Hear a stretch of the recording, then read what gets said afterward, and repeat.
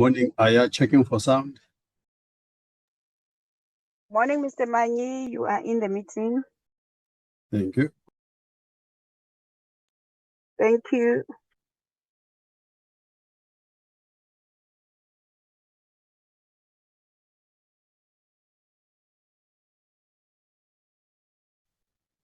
Zanele, you're supposed to say check 1 2, check 1 2.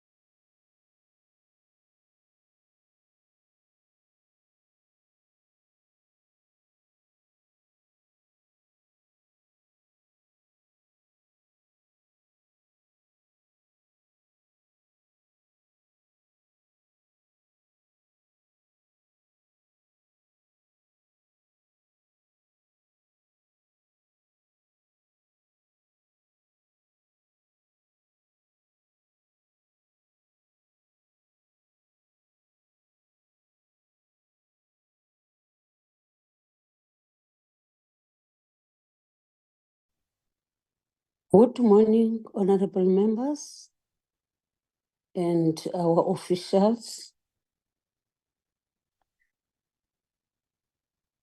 Good morning, Good morning, sir. Chair. Good Morning, Chair. I think let's start our meeting. It's past, and today it seems as if it's gonna be a long day. Recording in progress. But we are not going to leave the stone unturned. We are going to deal all what is supposed to have been dealt with. Now I officially open the meeting, and I think the co-chairperson is with us, and we will co-chair the meeting. But honorable members, I understand that this meeting is live, and maybe everyone, you are supposed to switch on your video, and then when you talk or when you speak, you can leave and switch off your video for network purposes. I want to welcome everybody in the meeting, and I want to welcome our guests and also our officials. Moreover, the honorable members that have managed to join the meeting.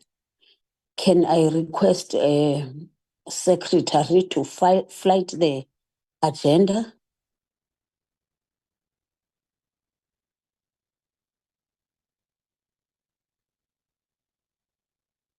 Thank you, Secretary.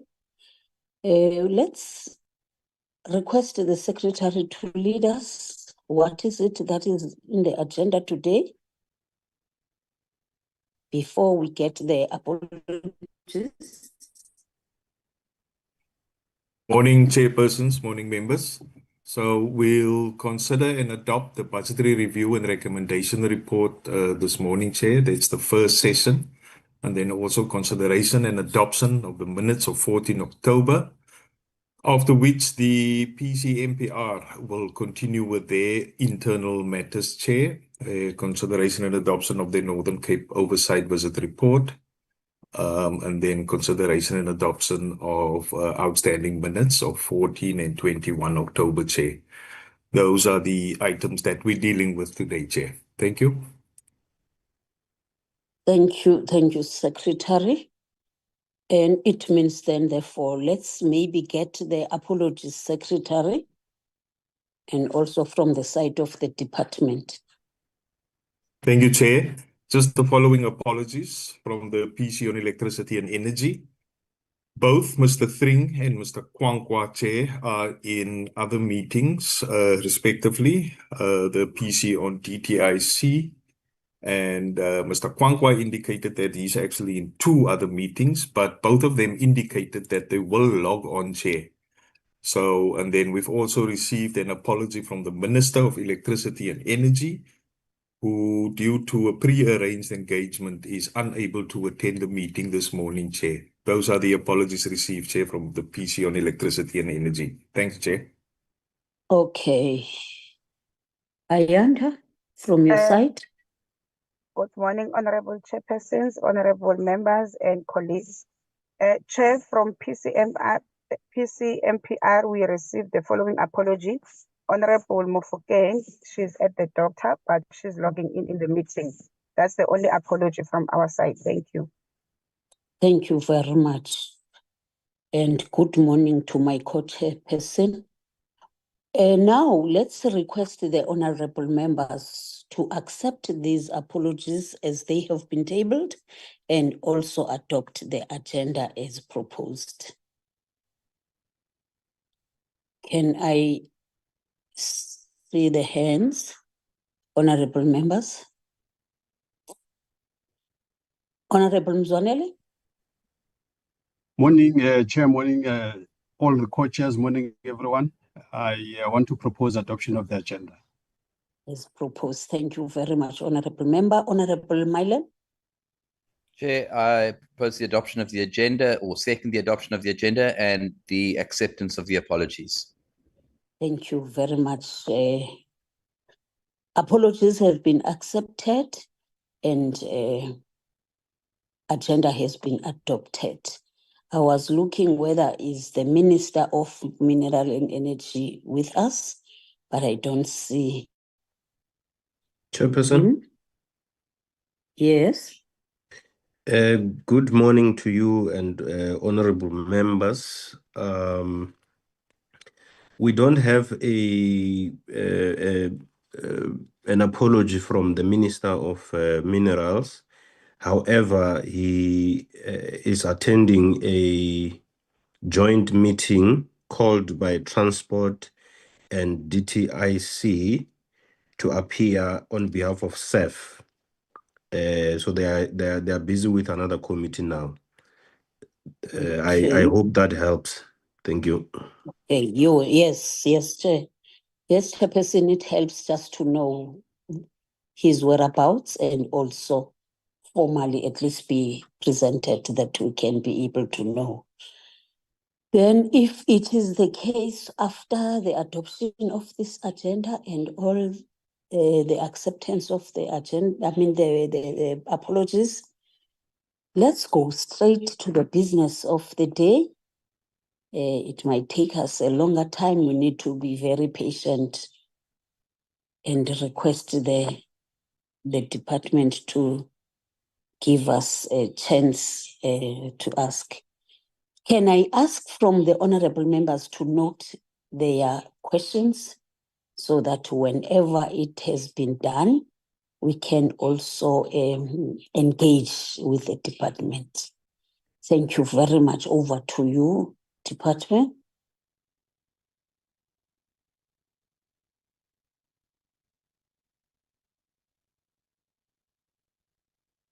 Sorry, Chair. The report will be flighted by our researcher, Ms. Masuta, and all the colleagues will go through the report, and then you will guide us whether we should go page by page or where should we start on the report. Thank you. Thank you, Ayanda. Can I get a proposal from the members?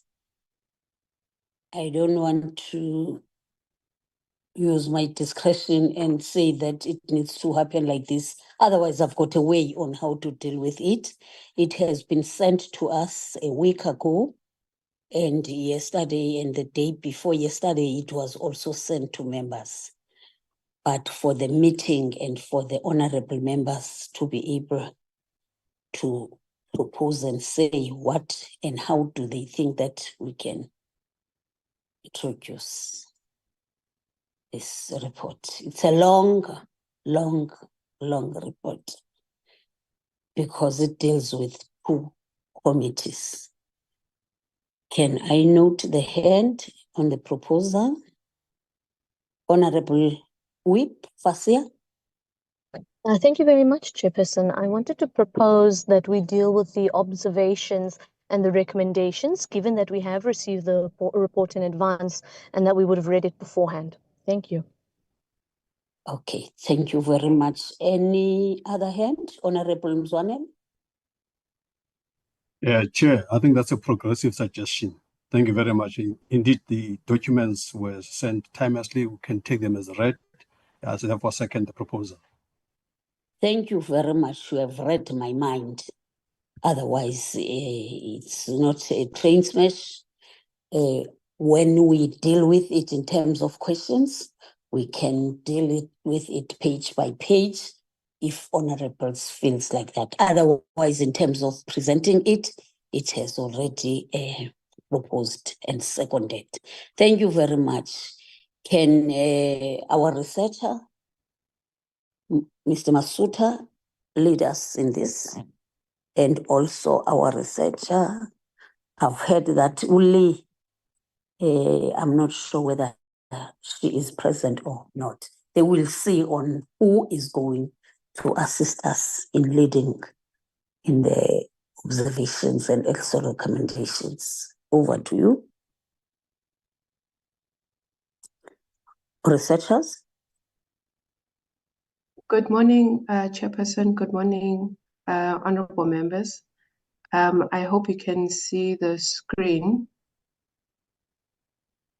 Yes. Yes, I'm just going to ask for Mr. Kotze to help with the first part of the electricity and energy section, and we will deal with the mineral and petroleum section. Secretary Lee is not present today. So Chair. can we request to? All right, no, that's fine, Chair. So you actually want us to do the observations as well? Observations and also recommendations. Mm-hmm.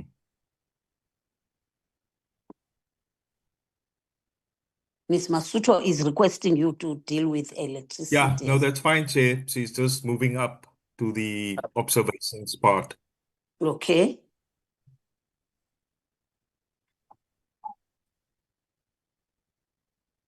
All right. Thank you, Chair. Wait, let me flag mine from my side. What page is that, Masudu? It's 24. Okay. Thank you.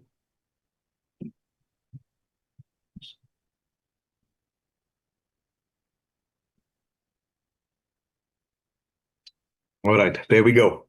The observations and deliberations.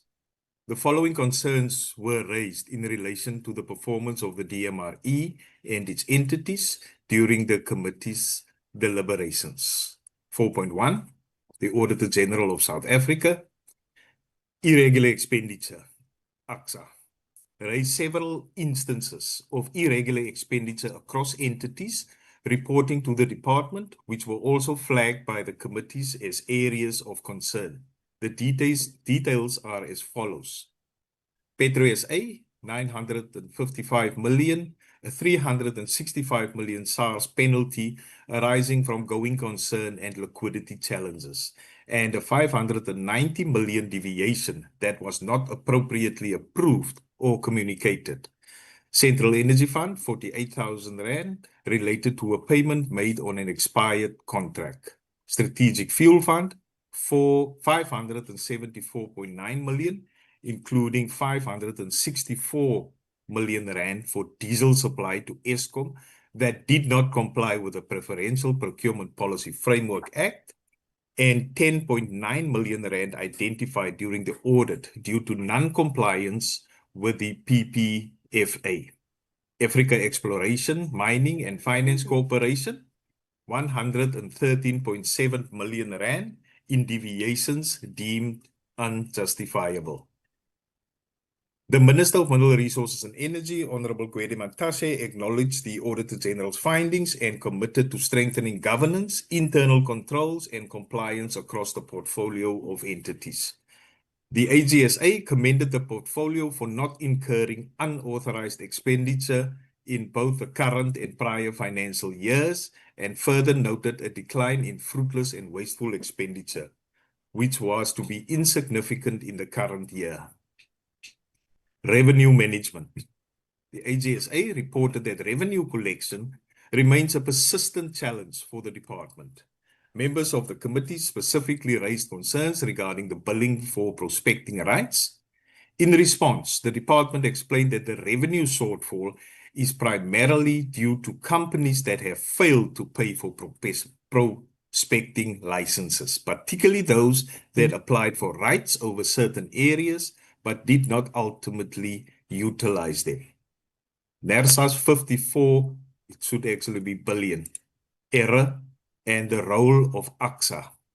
The Auditor General noted that this matter fell outside the scope of their audit.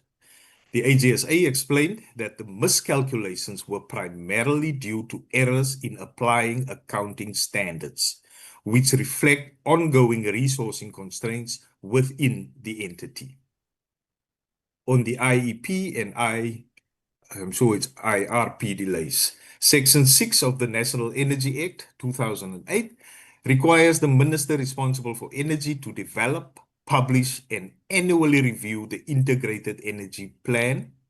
Although the section came into effect on 1 April 2024, the IEP has not been formally adopted or updated since its initial draft, resulting in non-compliance with the Act. The IEP is intended to serve as the long-term strategic framework for meeting the country's energy needs across all sectors. Similarly, the AGSA expressed concern regarding the prolonged delays in finalizing the IRP. The AGSA noted that these delays continue to negatively affect strategic energy planning, as the IRP is a critical instrument for determining the national energy mix and providing a roadmap for aligning electricity supply with projected demand. The committee shared the AGSA's concern and questioned the financial implications of the continued delays in finalizing these key policy instruments.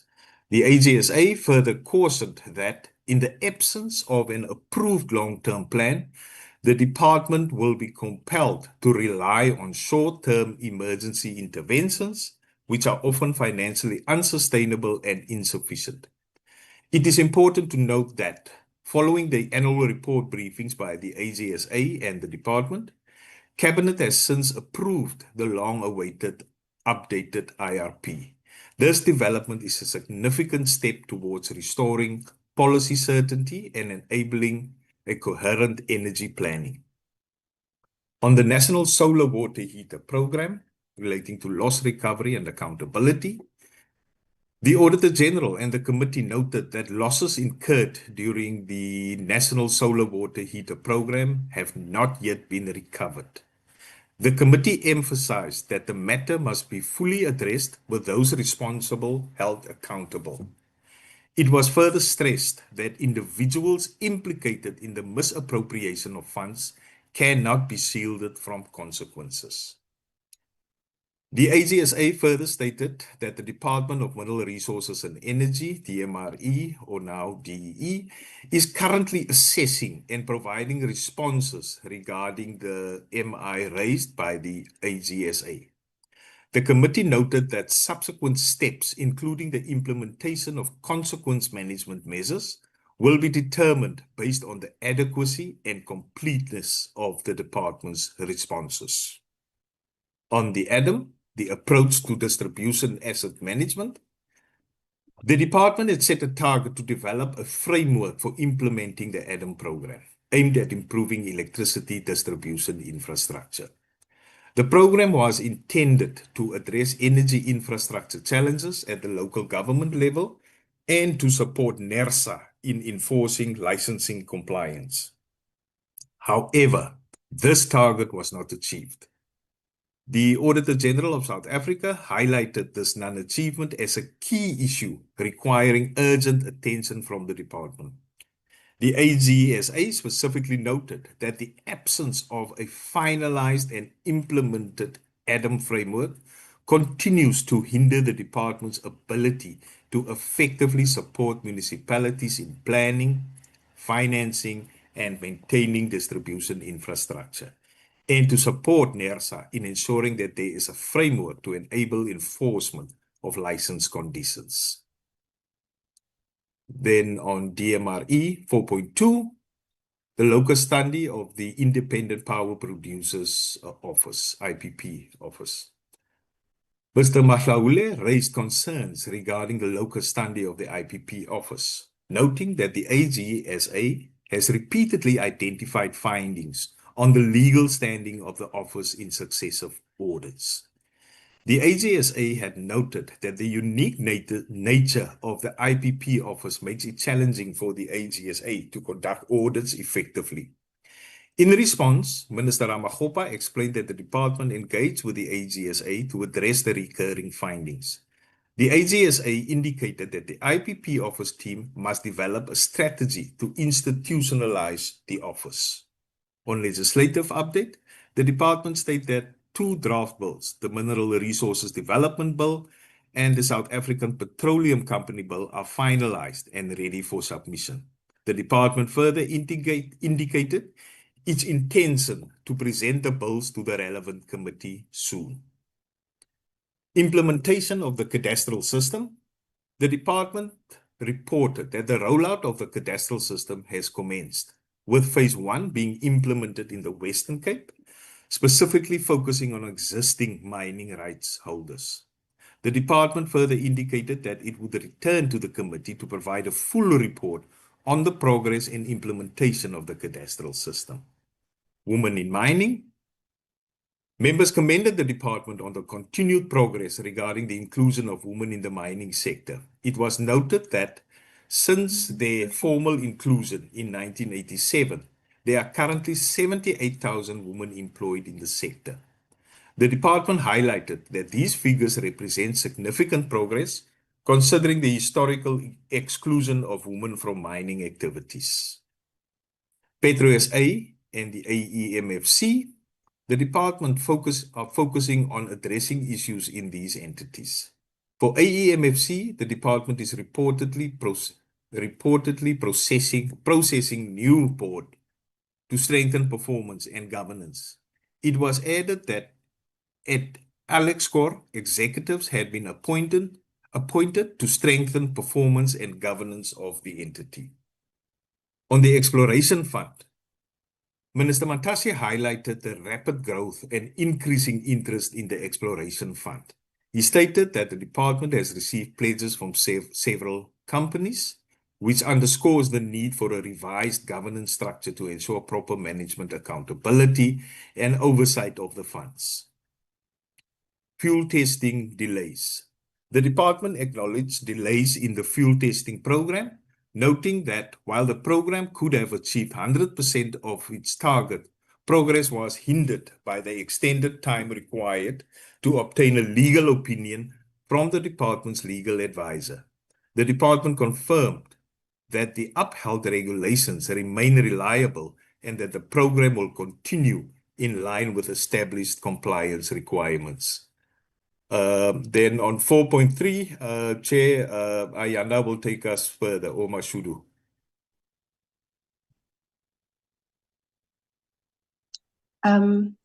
Thanks, Ari. I can take us through the entities. The Council for Geoscience, this is 4.3.1.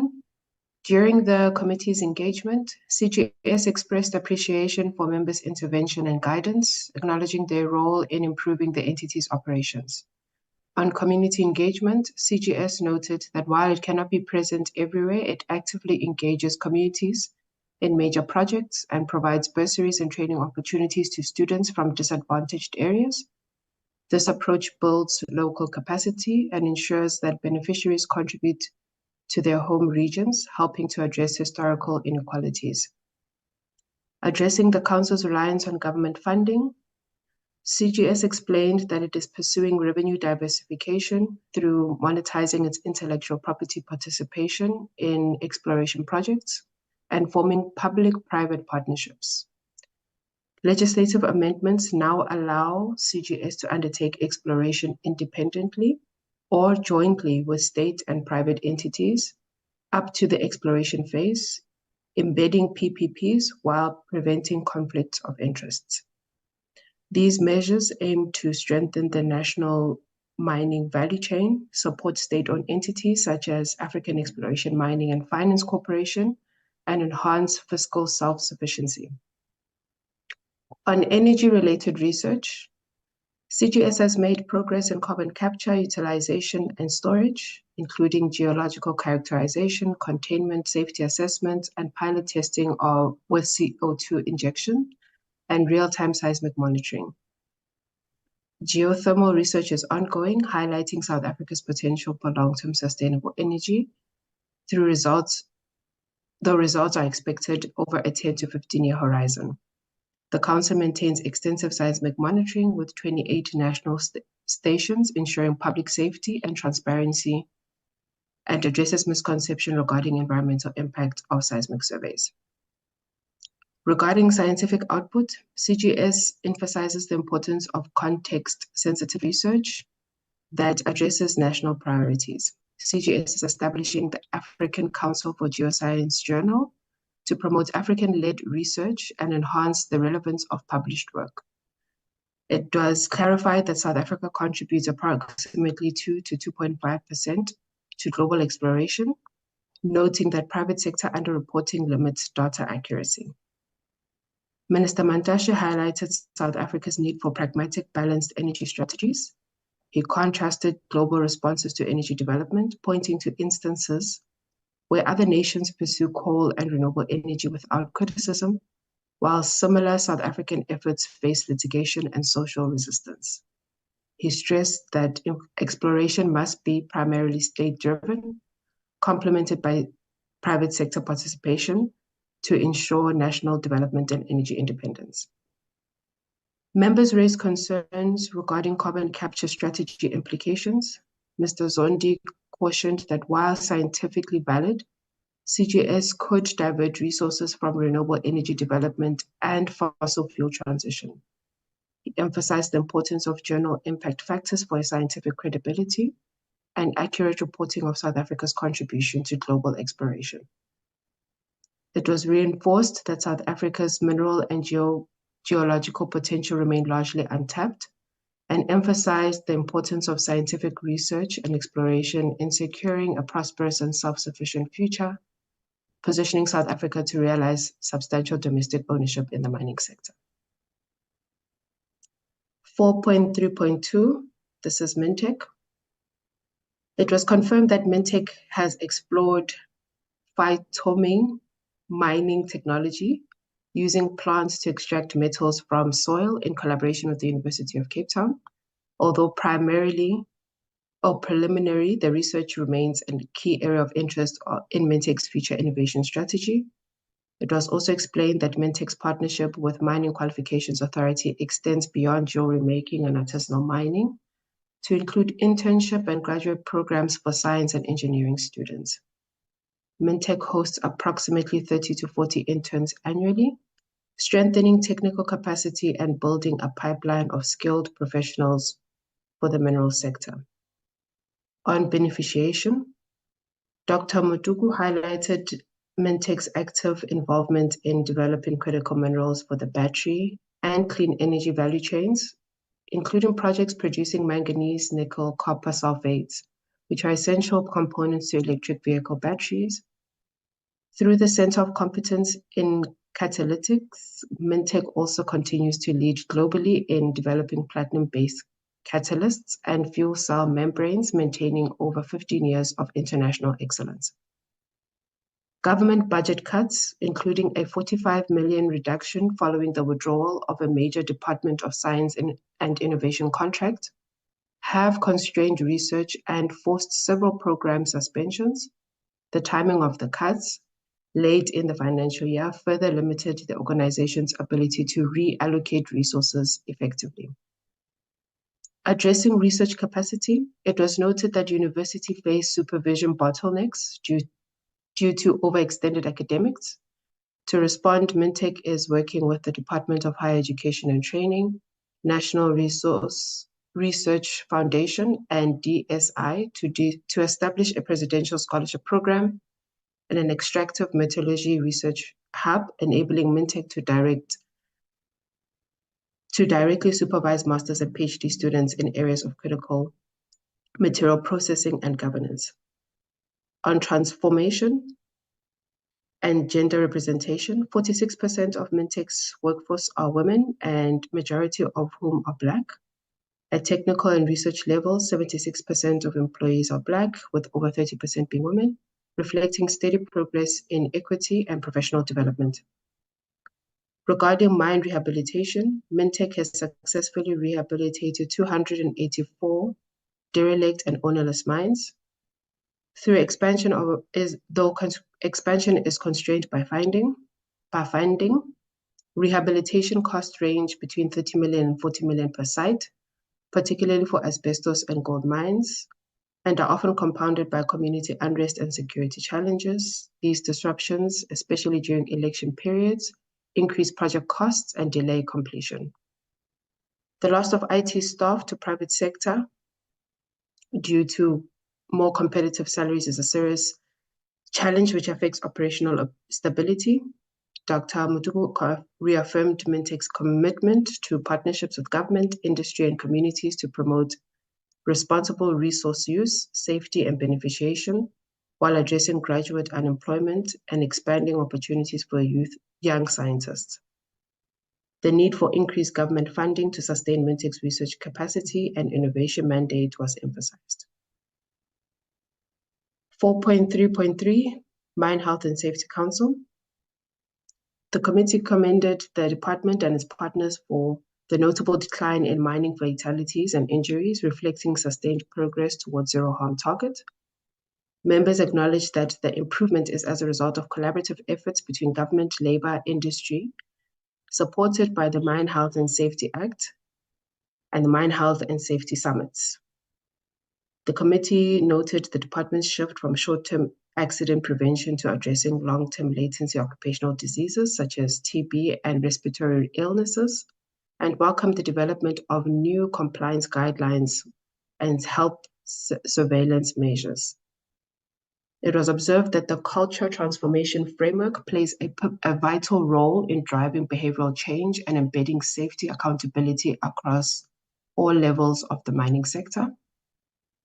The committee noted the introduction of new safety innovations such as missing persons locator system, which aims to improve underground emergency response and worker protection. Concern was raised regarding capital project under expenditure due to procurement challenges, with members urging improved project planning and technical oversight. The committee acknowledged ongoing funding constraints and emphasized the need for sustainable financing to support health and safety initiatives, research, and regulatory enforcement. The committee further welcomed the department's renewed focus on beneficiation and value chain participation, noting the alignment with the National Critical Mineral Strategy and the partnership with Mintech and the DTI. 4.3.4, this is the State Diamond Trader. The committee noted the declining diamond production in South Africa and the resulting need for the state diamond trader to review its business model and explore regional marketing partnerships with neighboring diamond producing countries. Members welcome the STT's efforts to expand trade opportunities into new markets, including the Middle East, and to balance its strategy between promoting natural diamonds and responding to the growing interest in lab-grown stones. The committee commended the STT's Enterprise Development Program for supporting emerging and women-owned diamond businesses, providing access to rough diamonds, trade exhibitions, and mentorship.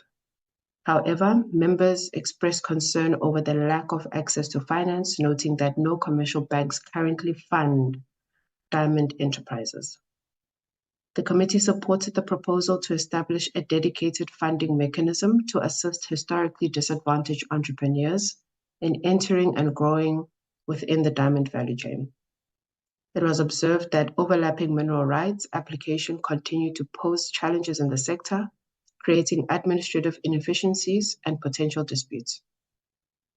The committee welcomed the department's benchmarking studies and ongoing policy reforms under the MPRDA to clarify and strengthen the licensing process.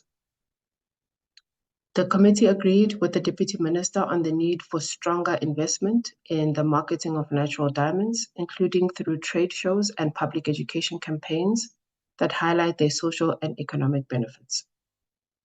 Members welcomed the department's regional cooperation efforts with countries such as Botswana and Zimbabwe to build a unified African diamond trade network and enhance the continent's competitive position in the global market.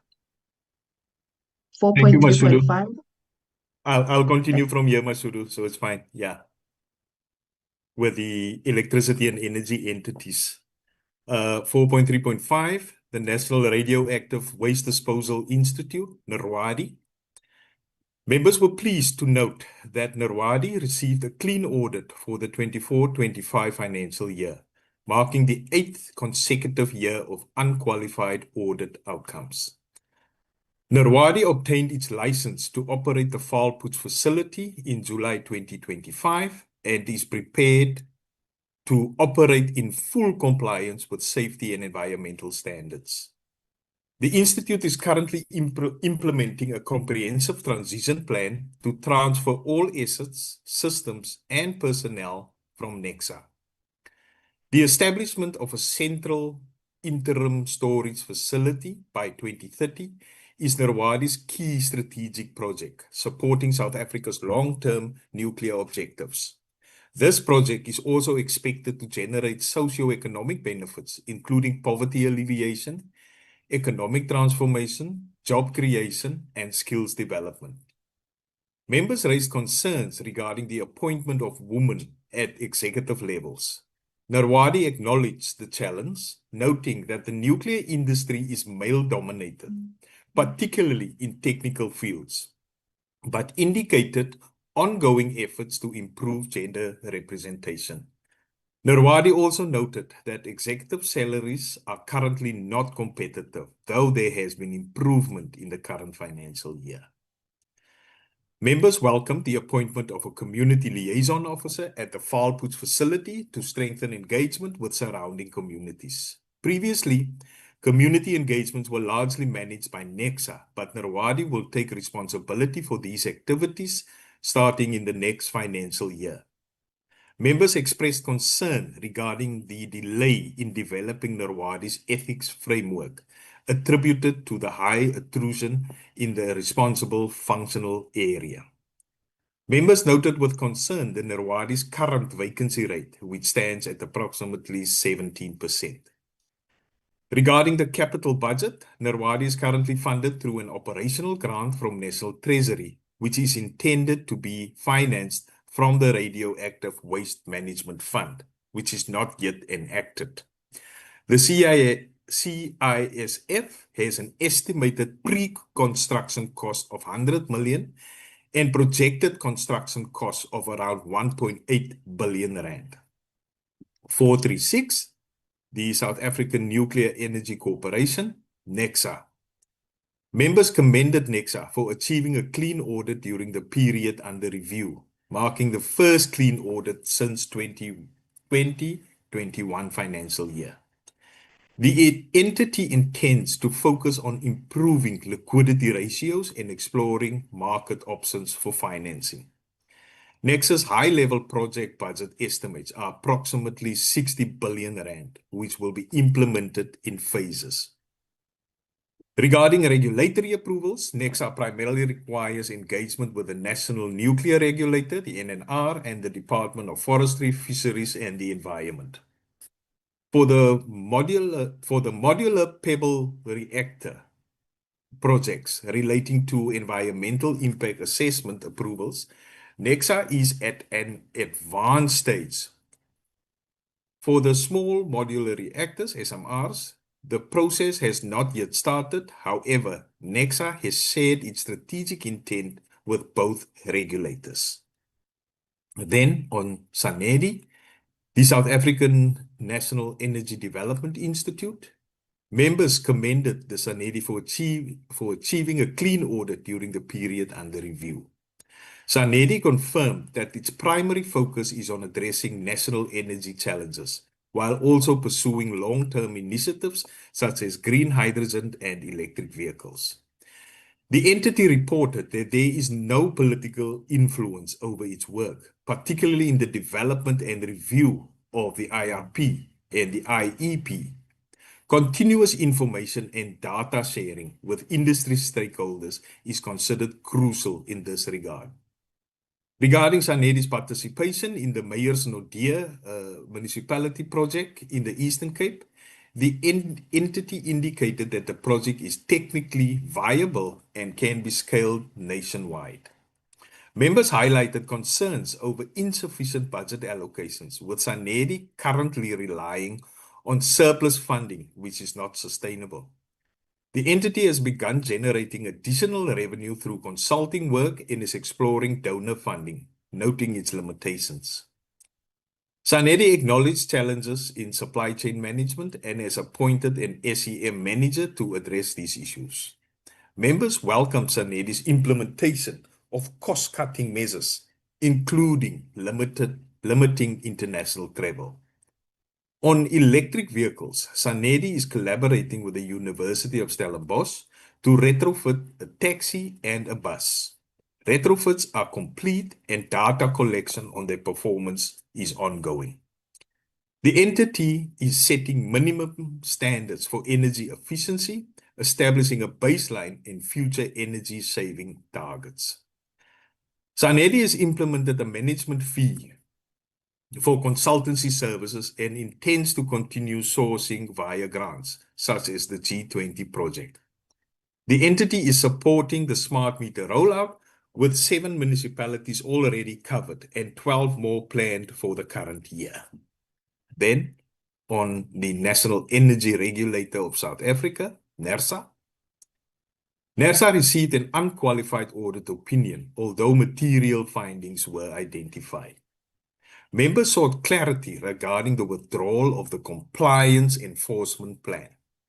NERSA explained that the previous plan faced legal challenges and did not fully reflect requirements introduced by the Electricity Regulation Amendment Act, such as the establishment of the tribunal.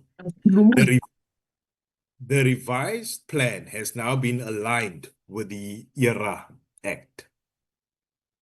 Members raised concerns about the 54 billion rand agreement with Eskom, highlighting capacity constraints within NERSA. Legal proceedings have been initiated by a stakeholder to challenge the agreement. Regarding disciplinary action for the 54 billion rand issue, the NERSA board has requested that the regulator report within 3 months with recommendations. Members questioned the absence of public participation on the 54 billion rand agreement, where NERSA explained that the judicial review processes do not require public consultation. Professional fees consumed over 16% of NERSA's budget, largely due to legal costs stemming from court challenges to NERSA's decisions. Members noted that legal costs are expected given the provisions in the ERA and the National Energy Regulator Act, which allow aggrieved parties to approach the courts. Implementing the ERA requires specialized skills, some of which are still being developed domestically.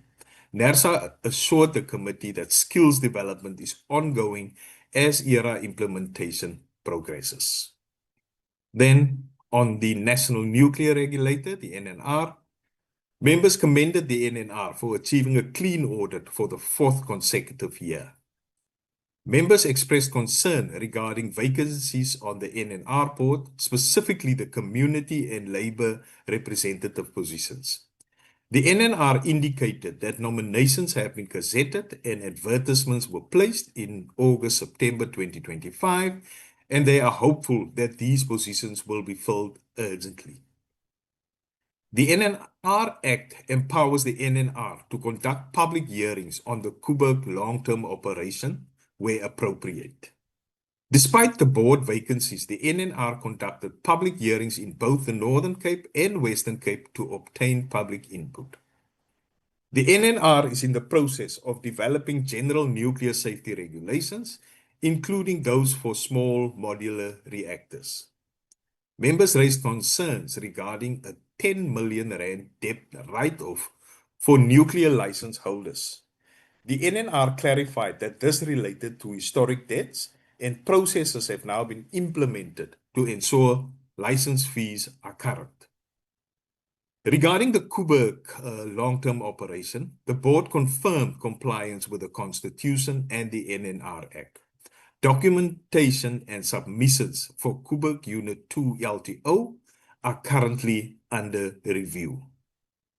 No safety breaches have been reported at the Koeberg plant. The NNR confirmed that it maintains regulatory standards and authorization limits for compliance. The NNR indicated that it possesses the necessary skills to regulate the sector, and where specialized expertise is required, it engages technical support organizations. Then 4310, Eskom. The AGSA issued a qualified audit opinion on Eskom for the 9th consecutive year, primarily due to the incomplete and inaccurate disclosure of irregular expenditure and losses resulting from criminal conduct.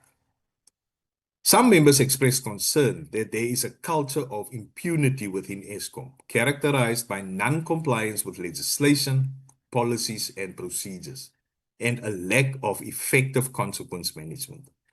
They noted that investigations and forensic recommendations have not been adequately implemented. Other members, however, acknowledged an improvement in Eskom's overall performance. Members raised concern that Eskom has not implemented the AGSA's previous recommendations, contributing to the recurring audit qualifications. Members noted with concern that the AGSA was unable to quantify the full extent of irregular expenditure and criminal losses, highlighting weaknesses in Eskom's internal control and data systems. Members questioned whether any managers responsible for non-compliance were identified and whether consequence management processes were pursued against them. Members observed that losses due to criminal conduct increased from 6.7 billion rand in 23-24 financial year to 7.2 billion in 2024 financial year, reflecting persistent control failures. Some members sought clarity on whether the 54 billion rand NERSA settlement had been included in Eskom's financial statements. The AGSA confirmed that Eskom's reported profit before tax, 23.8 billion rand, and profit after tax, 16 billion rand, were credible and fairly represented, noting that the results included a once-off SARS diesel rebate settlement, which would not recur, improved generation performance, reduced load shedding, and lower open cycle gas turbine costs contributed positively to these results. Regarding the NERSA settlement, the AG explained that the amount was not recognized in Eskom's 24-25 financial year results, but will be considered in assessing asset impairment and going concern assumptions over the next 5 years. The AGSA identified municipal debt as a critical variable in evaluating Eskom's going concern status. Although Eskom is currently considered a going concern, this position depends on resolving rising municipal arrears and ensuring sustainable cost recovery. The AGSA explained that losses from criminal conduct largely arise from illicit prepaid tokens, illegal connections, and meter tampering, as no revenue is recognized for electricity delivered without payment. The full extent of these losses cannot yet be quantified due to insufficient data logs and digital traceability within Eskom systems. The AGSA noted that Eskom's planned smart meter rollout program will enable centralized monitoring of token usage, improving detection and prevention of illegal vending once fully implemented. On governance and accountability, the AGSA reported that several of Eskom's control weaknesses were linked to acting appointments in key executive positions. The Eskom board has initiated processes to fill these posts permanently, and early indications suggest improved governance, energy, and oversight. The AGSA further indicated that progress reports on prior audit findings are now regularly tabled at executive committee level. However, as most appointments were made late in the financial year, it is too early to assess the full impact of these interventions. Eskom has established internal processes to manage reportable irregularities through relevant board committees, which are responsible for overseeing corrective actions and tracking their implementation. Eskom reported that it achieved a net profit of 60 billion rand in the 24-25 financial year, the first return to profitability in 8 years, and attributed this to operational recovery and financial discipline. Eskom explained that the Eskom Debt Relief Act has enabled the utility to stabilize its finances by reducing interest costs. The debt relief funds are ring-fenced for debt reduction only and cannot be used for operational expenditure. Members commended Eskom for its improved financial and operational performance, including its profitable year since 2017 and a significant reduction in load shedding frequency. Following the 2024 audit, Eskom launched a 3-year audit recovery program in January 2025, aimed at strengthening internal controls and governance systems, similar in structure to the Generation Recovery Plan. Eskom reported that its Energy Availability Factor, EAF, had reached 70% in September 2025, marking substantial progress in generation reliability. The committee noted with concern Eskom's staff complement exceeding 43,000 employees, questioning whether plans exist to manage personnel costs while maintaining efficient and affordable service delivery.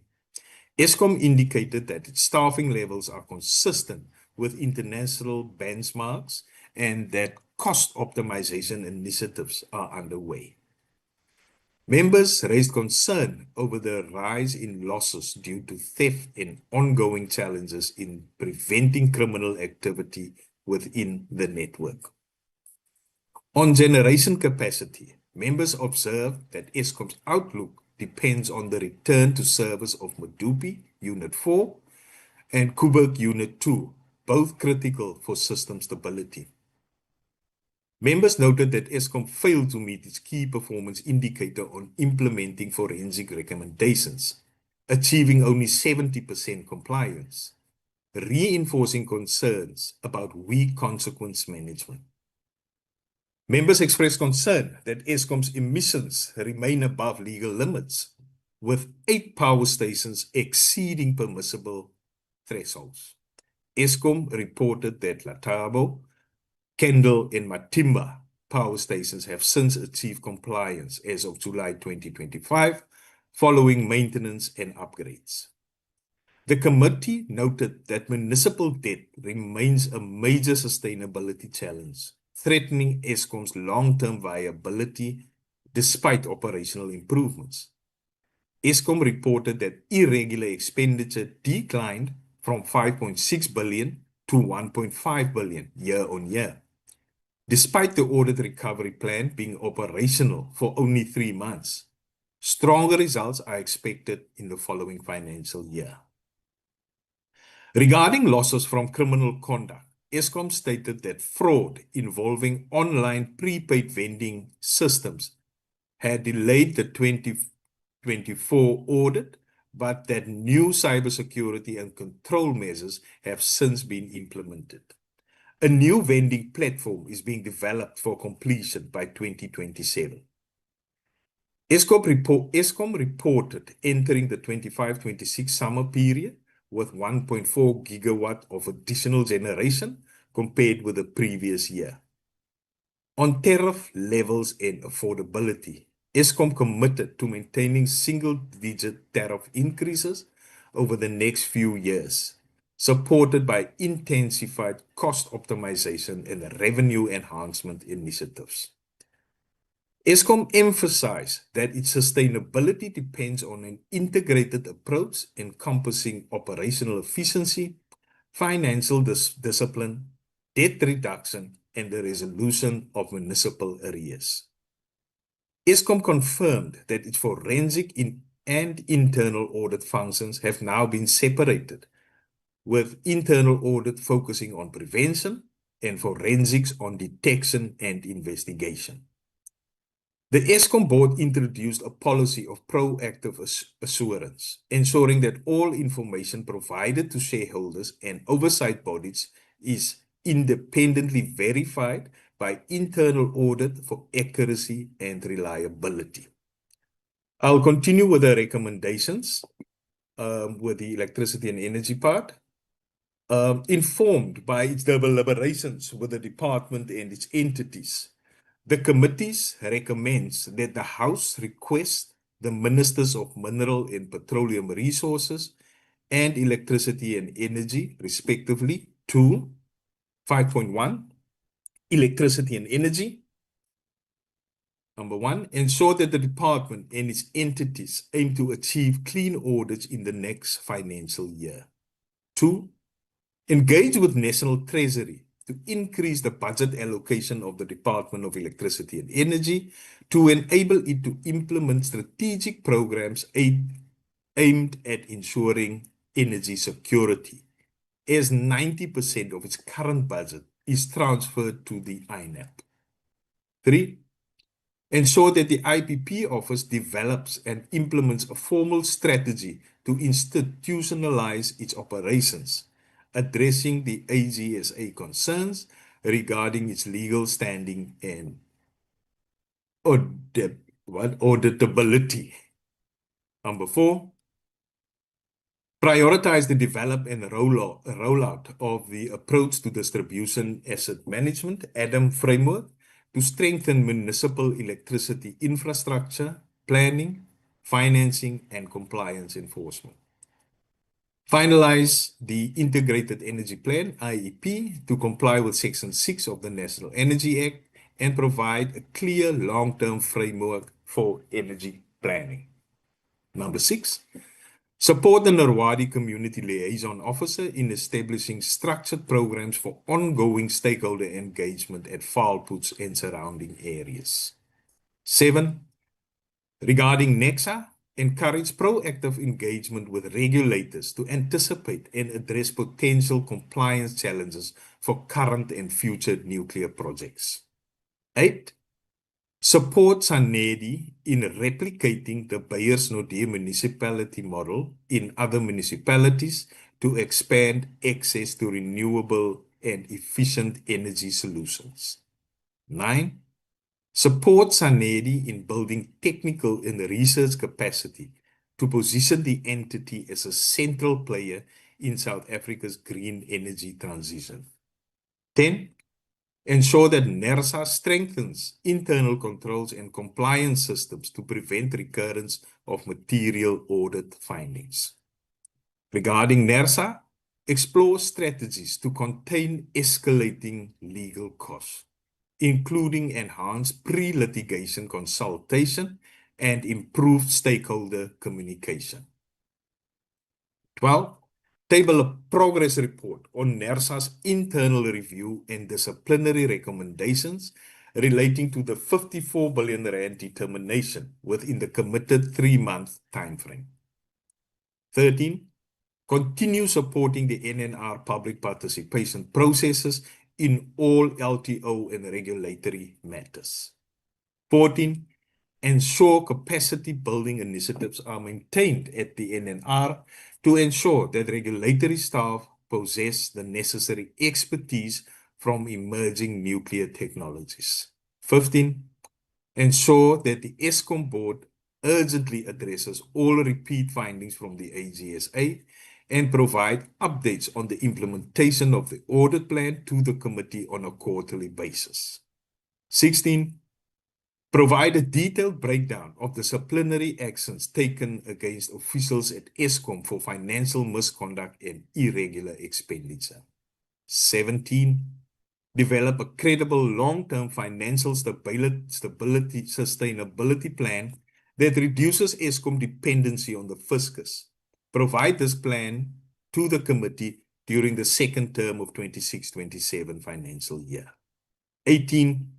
Provide a detailed breakdown of ESCOM's cost optimization savings of 16.3 billion rand, as stated in its annual financial statements. 19. In collaboration with the Ministers of Finance, COCTA, explore the urgent establishment of an interministerial task team to address the systemic failure of municipal revenue collection. And finally, 20. Provide a detailed report on the plans to bring all ESCOM's coal power stations into compliance with the atmospheric emission licenses. Okay, Shudu, I'll take through the minerals and petroleum resources. 5.2.1, ensure that irregular expenditure is addressed across entities. That is PetroSA, SEF, SFF, AEMFC, by implementing robust internal control mechanisms, ensuring all deviations are properly approved, documented, and communicated. 2. Expedite the submission of the Mineral Resource Development Bill and South African Petroleum Company Bill to Parliament. 3. Monitor the phased implementation of the cadastral system, ensuring timely reporting, stakeholder engagement, and full transparency on progress. 4.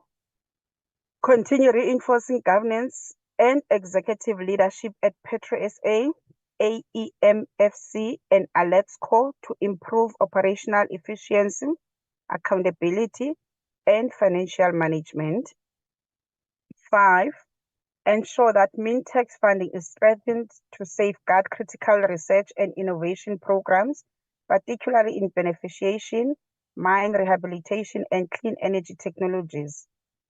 Engage the Minister of Defense to explore the possibility of securing maritime vessels and logistical support for offshore geological mapping and exploration for CGS. 7. Ensure that the CGS strengthens community outreach on geological risk and integrates geoscientific data into local development planning. 8. Facilitate cross-sector collaboration to leverage CGX expertise in national infrastructure, climate resilience, and resource development initiatives. 9. strengthen community-level beneficiation initiatives to ensure local residents benefit directly from mineral development aligned with the National Critical Mineral Strategy in partnership with Mintech and DTIC. 10, to brief the committee on progress made in establishing the South African National Petroleum Company and the transfer of assets. Further, brief the committee on the plans of the SAF group to ensure that its subsidiaries implement definite strategies to maintain their status as going concerns.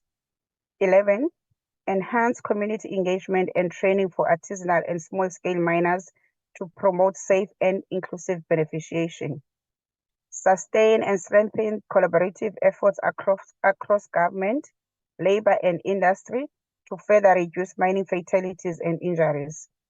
13, ensure the department fully implements the AGSA's action plan to investigate and recover the 218.9 million in outstanding fees from rights and license holders.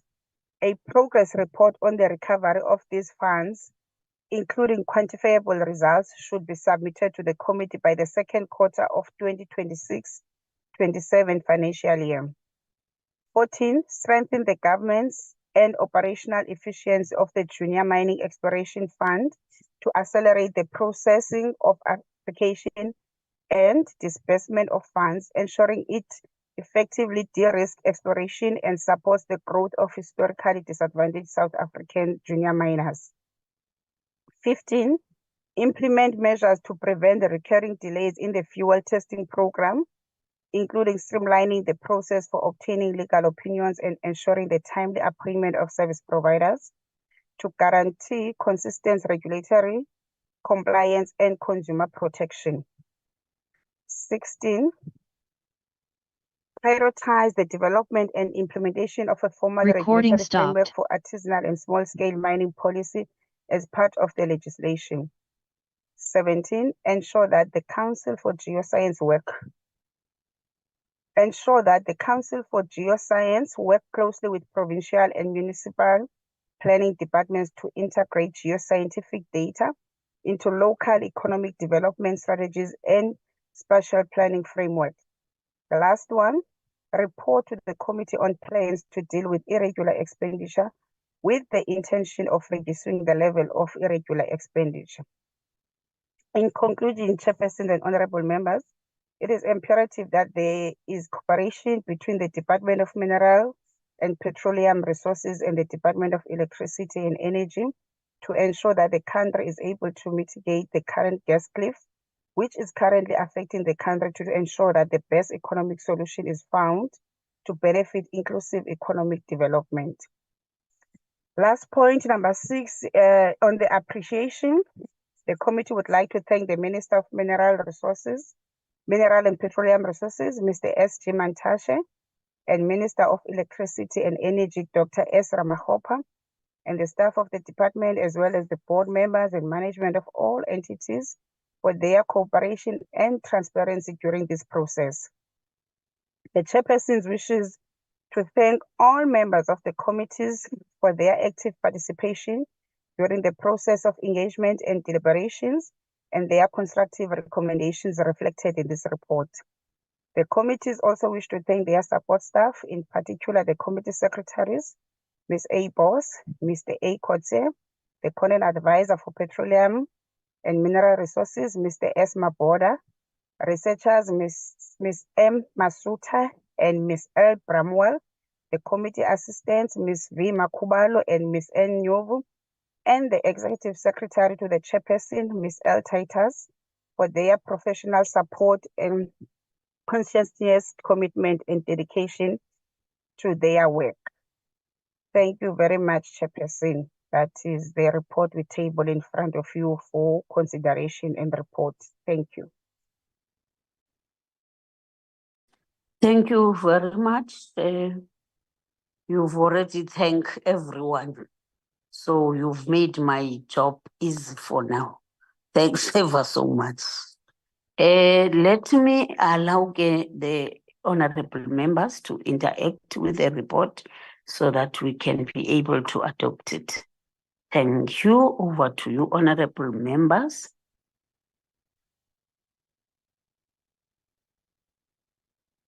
Members can quote the slide number so and so, point number 11. Okay, I see hands. The first hand is Honorable Paulson. The second one is Honorable Mailem. And then the third one is Honorable Mzwane. Can we then stop in those ones? Then we'll follow the other ones. Thank you. Over to you, Honorable Paulson. Thank you very much, Chairperson, and thank you to the researchers for the presentation of the report. Chairperson, you know, I'm concerned that all we are doing is reporting without showing our dissatisfaction for the terrible performance of this department. If we look at, for example, they haven't met, the department hasn't met performance targets despite the high expenditure. So if you look at the former Department of Mineral Resources and Energy, only achieved 75% of its total performance targets for the year 2024-2025, which is below the National Treasury benchmark of 80% for national departments. Then also, in addition to that, Chairperson, 99% of its allocated budget, that's 8.826 billion, was spent, but they only achieved 75% of its targets. I think we would fail if we don't highlight this. We must protect public money here, because we can't just allow this department to overspend, underperform, and not make mention of it. So the department also received an unqualified audit opinion.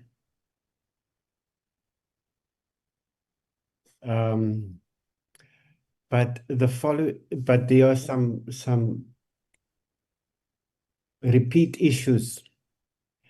The inability to collect revenue, 218 million is outstanding for fees from holders of rights and license fees. And that shows a non-compliance with the Public Finance Management Act, Section 38(1)(c)(1), because the necessary steps to recover that money were not taken. And then also there's the unresolved, fruitless and wasteful expenditure, the solar heater project, which resulted in unresolved, fruitless and wasteful expenditure of 315.7 million as of June 2022. So that is unresolved, and every time when we raise that issue in the committee, we are told the matter has been settled. Nobody was held to account for that wasteful expenditure. 315.7 million. That's a lot of money. So this report fails to wrap the department over the knuckles for this wasteful expenditure.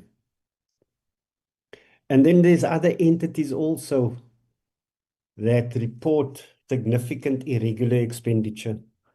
And this is as a result of weak internal controls. And I'm beginning to think it's willful.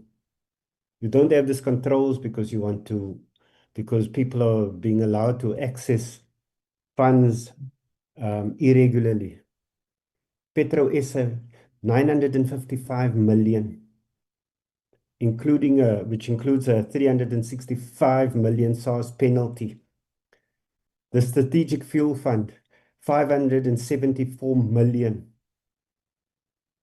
including 564 million for diesel supply that did not comply with the PPPFA. And then the African Exploration, Mining and Finance Corporation, 113 million in deviations. I don't know how that can be justified. And then the failure of Eskom. It received a qualified audit opinion for the 9th consecutive year.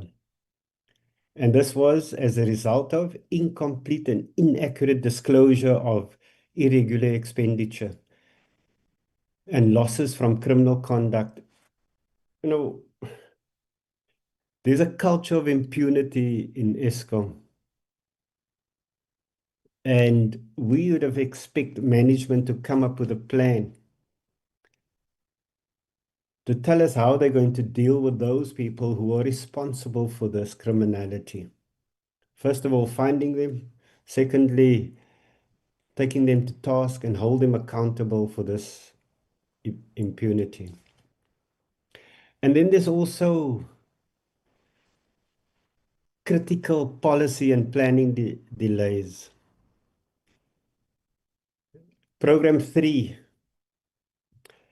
Mining, Mineral and Energy Policy Development, the worst performing program, achieving only 42.8% of its targets. Then there's non-compliance with energy legislation, where the department failed to develop and publish the integrated energy plan,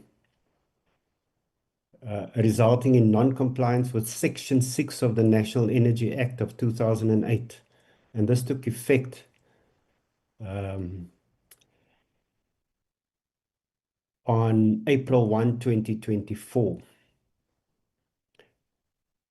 So I think, you know, this report fails to highlight the dire state of this department.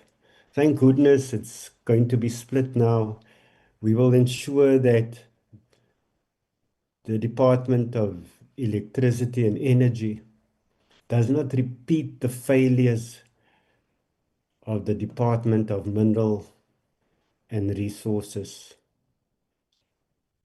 Because it was terribly run, and you know, we must not fail as a committee to highlight these failures. And I think this report is too complimentary of this department. We in this department, and you know, we speak about the load shedding that we were subjected to for so many years. But I think, you know, load shedding was bad, yes. And we may have passed that period now. But it must not divert us from the other serious criminality that has taken place here and that has caused not just this, the load shedding, but also the wide-scale theft of public funds here. And this report is not sufficiently addressing those issues. And I cannot have the EFF support such a report, Chairperson. Thank you very much. Honorable Myla. Thank you, Chairperson. Good morning to everybody, and thank you very much for the presentation.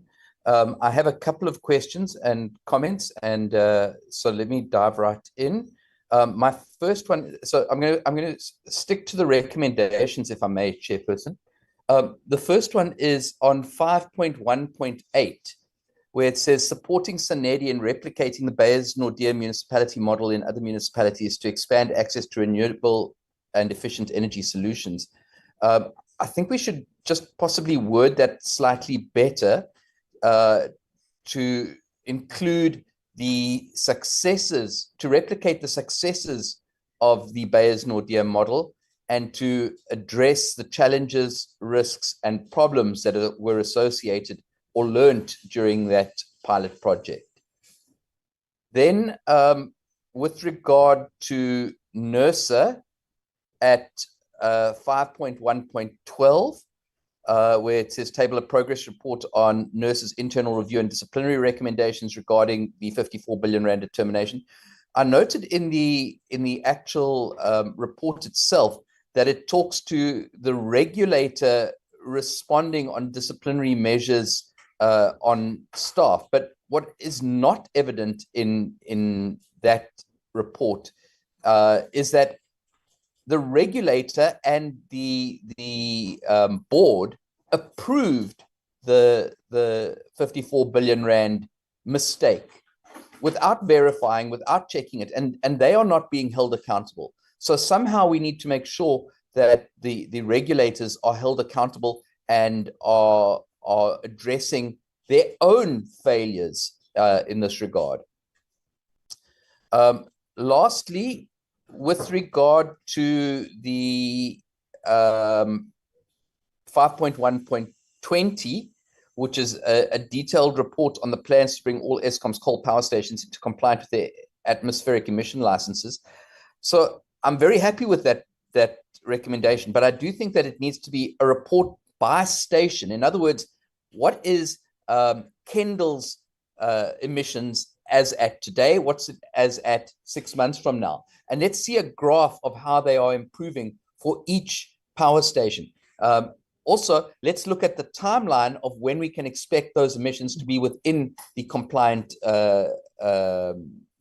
compliance requirements. And then finally, what are the plans? So I think it's 2030 is the next deadline when all plants have to be compliant.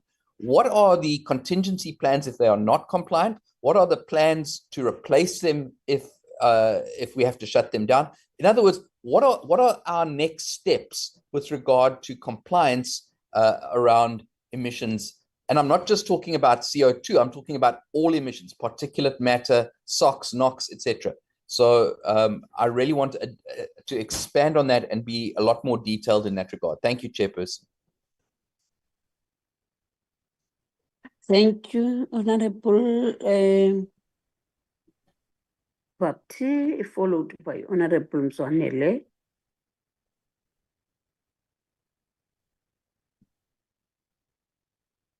Thank you, Chair. Can you hear me?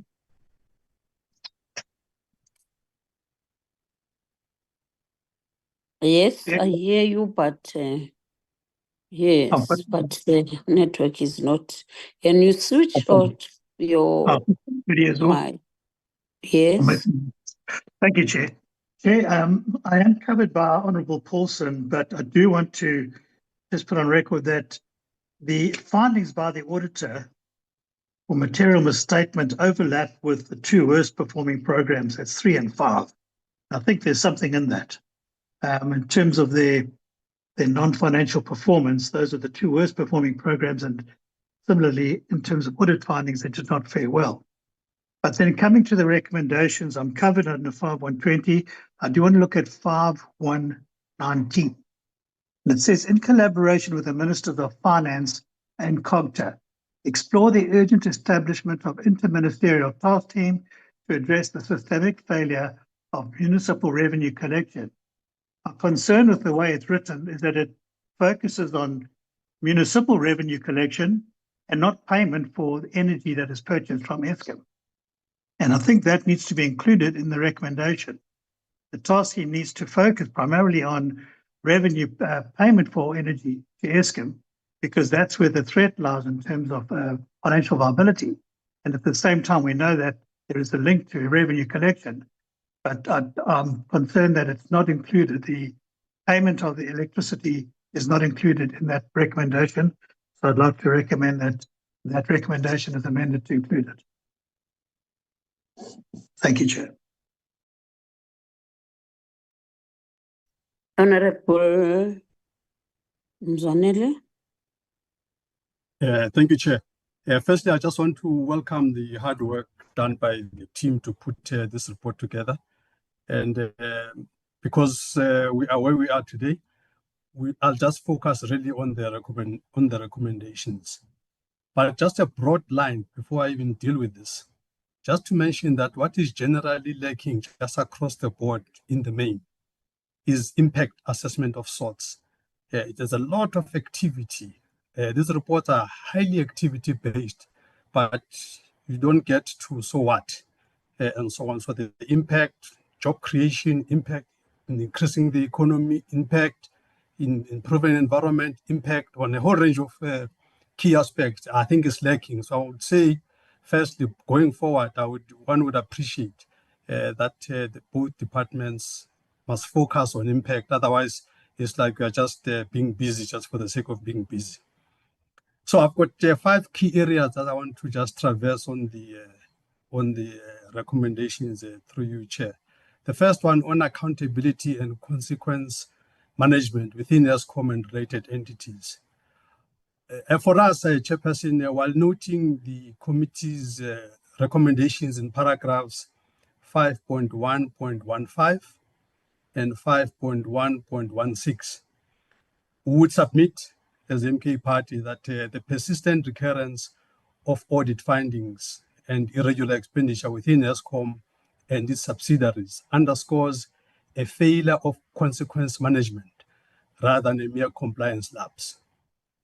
We therefore would recommend 3 bullet points. 1, that the minister must ensure that disciplinary processes are concluded within defined timeframes. 2, all outcomes must be published in the entity's annual reports.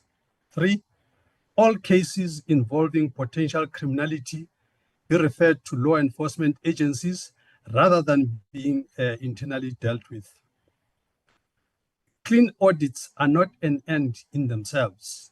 They must translate into accountability and the restoration of public confidence. Second point, on institutional reform and energy planning. For us as MK Party, we'll acknowledge the recommendations made at 5.1.3 and 5.1.5.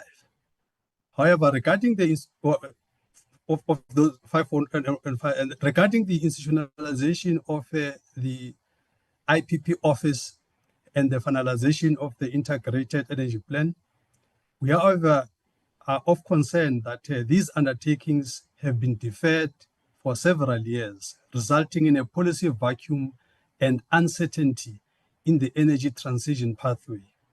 We therefore call for 3 things. 1, a legally binding implementation schedule for the IEP and IPP offices institutionalization. 2, quarterly progress reports to the committee. 3, formal tabling of these instruments before Parliament to ensure democratic oversight and energy policy coherence. The third point is on transparency and public access to the cadastral system. Clearly, as the MK Party would welcome the committee's emphasis on monitoring the phased implementation of the mineral and petroleum cadastral system, as highlighted on paragraph 5.2.3. But we express a strong concern that the recommendations fail to guarantee public transparency in mineral rights allocation, to prevent recurrence of opaque licensing practices and alleged political interference.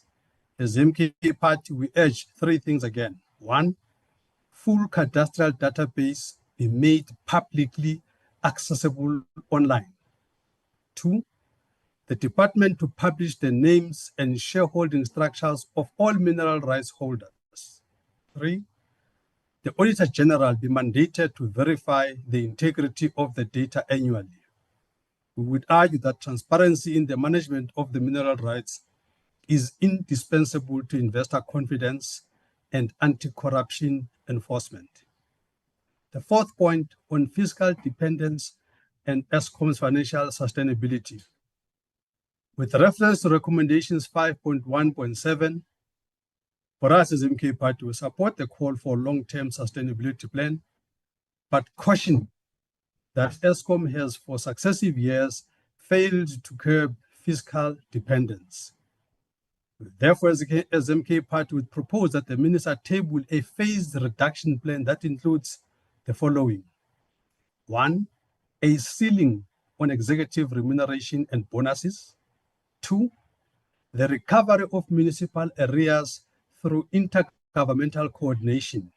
And on this point, Chair, let me just pause and say, this was a self-inflicted pain, where when ESCOM takes a decision to say that the A-grade customers must generate electricity for themselves and so on, and then leave in their income statement only these struggling municipalities, and then today they complain about these areas. It's a self-inflicted pain that they've done. They've taken all the A-grade customers and encouraged them to self-generate electricity. And now you're sitting with all the weak clients in your income statement. So I think ESCOM mustn't cry here because they've just done this thing deliberately. In fact, I think it was one of the defunding strategies so that ESCOM can be sold to private sector. Third point, we would also call for a quarterly fiscal dependency and dependency tracker that must be submitted to Parliament. We would urge the Chairperson that fiscal prudence must accompany operational recovery if ESCOM is to be financially and structurally sustainable. The last point, the fifth point on beneficiation, artisanal mining, and inclusive economic development. For us as MK Party, we would really support the emphasis placed on paragraphs 5.2.9, paragraph 5.2.11, and paragraph 5.2.17 on beneficiation and artisanal mining. Yet, we would like to note the lack of measurable targets for local empowerment and equitable participation. It's all well and good to say this and this must happen, but if you've got no measurement of how good or bad you've done, you are just doing a PR exercise. Accordingly, we recommend the following. 1, the department must table a beneficiation impact report before the next budget cycle, disaggregated by province and demographic representation. 2, local communities be granted ownership stakes and access to beneficiation hubs. And thirdly, dedicated funding windows be created for historically disadvantaged South Africans, controlled junior miners to promote inclusive mineral development. Conclusion, Chair, I would like to say these measures are essential for transforming the mineral economy into one that benefits host communities and drives genuine localization. I want to conclude once again, Chairperson, by saying if one goes to the various mining towns, there is no evidence that there is seriousness around developing the communities around these mining areas. It's almost like there is a predictable evidence of poverty in all these areas, and yet these areas are host areas that the mineral wealth of those areas are actually all exported and all of that, and nothing is left. And these mining companies don't seem to have a shame on leaving these communities so impoverished. But we've got a department here that is supposed to see through this, but for some reason, there's no evidence that the department is serious about developing these host areas. With those few comments, Chair, I thank you, and I think our whip here, Honorable Molefe, will articulate our general attitude to the report. Thank you.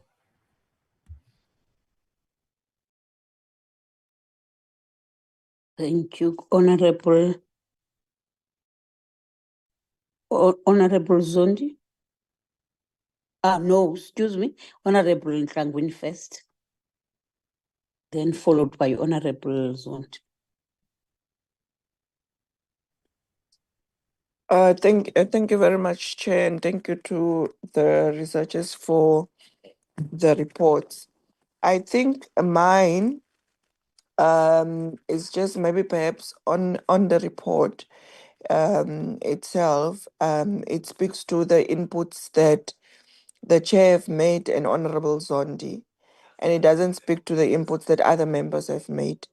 My concern to this is just that maybe 10 years or 20 years along the line, when anyone takes this report, it will reflect that only that 2 members have made input. Maybe perhaps the approach should be that throughout the report, it states that the committee have said or something like that. So it can be a collective report and not look like we're only singling out 2 members' contribution, because the report also speak, and I can see in some of the points the contributions I have made, but my name is not attached to it, which is fine because it's a committee report. So I think maybe perhaps in that one we need to look into. And I think just on the last point, maybe to also make emphasis on the irregular expenditure. If it's not mentioned, maybe perhaps we need to find a way into to say that the department must pay attention to it, and because we can't have a department whereby irregular expenditure or unauthorized expenditure are just growing year on year. So much more attentiveness needs to be placed on those 2 aspects. But then further on, thank you for the report, researchers. Sterling work as always. Thank you.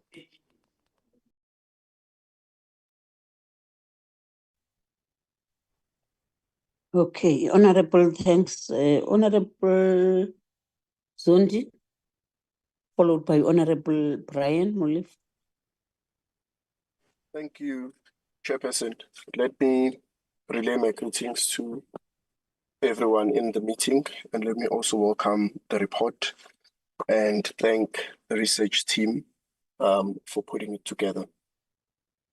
My first point, Chairperson, will be maybe it will piggyback in on Honorable Manyi's recommendation with regards to the cadastral system. But I think it's also important that we add that the department must supply a revised timeline to the committee on the full implementation of the cadastral system, reporting all phases so that we are able to track it. And then my second point, Chairperson, and I want to preface it with these sentiments. Our job as the committee is to provide oversight over the executive and ensure that all the finances are utilized in a correct manner, and also the entities under the department are also sustainable. Now, this becomes very important. It becomes very important that we know the finances of the entities for us to be able to provide effective oversight. It was reported that PetroSA sells diesel to Eskom at inflated prices. It is very hard to ascertain this if you cannot be able to see the pricing structure on the annual report of the entity. It is also difficult to ascertain this when you also don't know where the diesel is sourced. Now, it's very difficult then to provide oversight, because for all we don't know where the diesel is sourced and what is the pricing structure when selling to another state-owned entity. Eskom was also refused a diesel wholesale license, which would have killed PetroSA basically. So this is also another issue of oversight where we'll not be able to really know if they were declined this license for procedural reasons or it was to protect PetroSA. Now, with that prelude, Chairperson, a recommendation that I would like to add is that Petro SA must give their pricing structure for diesel sales to the committee and indicate where the diesel is sourced in order to ensure effective oversight over the entity. So that would be my recommendation, Chairperson. With that said, I would like to welcome the report. Thank you, Chairperson.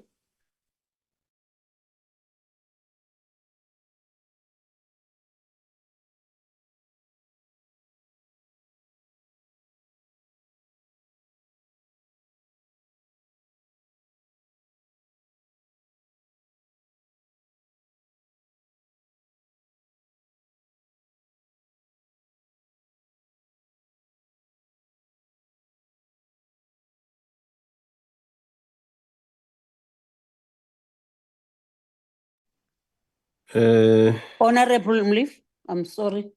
I have forgotten to unmute myself. Thank you, Chair. Our first comment on the report is that it does not capture the fact that the single biggest issue that is confronting us at the moment in this industry is load reduction. And so I think that we need to make some recommendations about load reduction, even though the department has said that they have a strategy to reduce or do away with load reduction.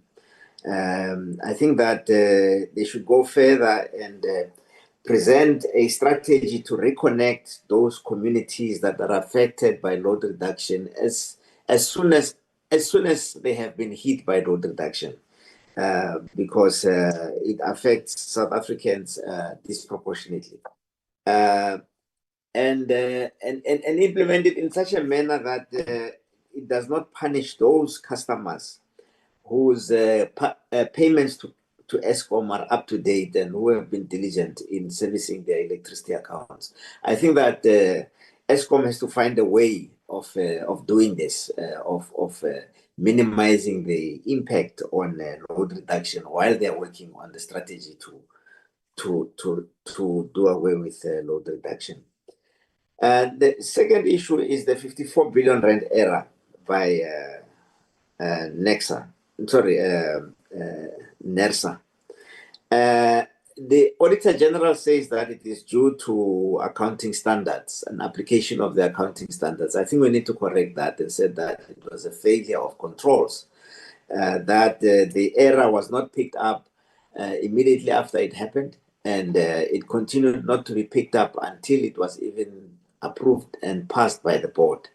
And so that point needs to come out, that the control environment at NERSA is worrying, and it is also worrying that it is not the matter that the Auditor General has emphasized and said that they must look at their control environment, but we must ask for a report on exactly which controls did not function properly and what is their strategy to fix those controls.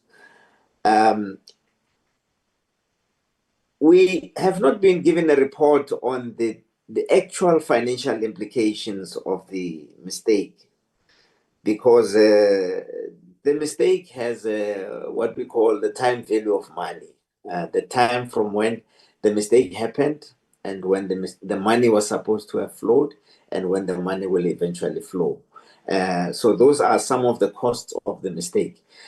Also, the impact on the consumers of Eskom who are now adjusted to a particular tariff and who now have to be put on a higher tariff after a tariff had been approved by NERSA.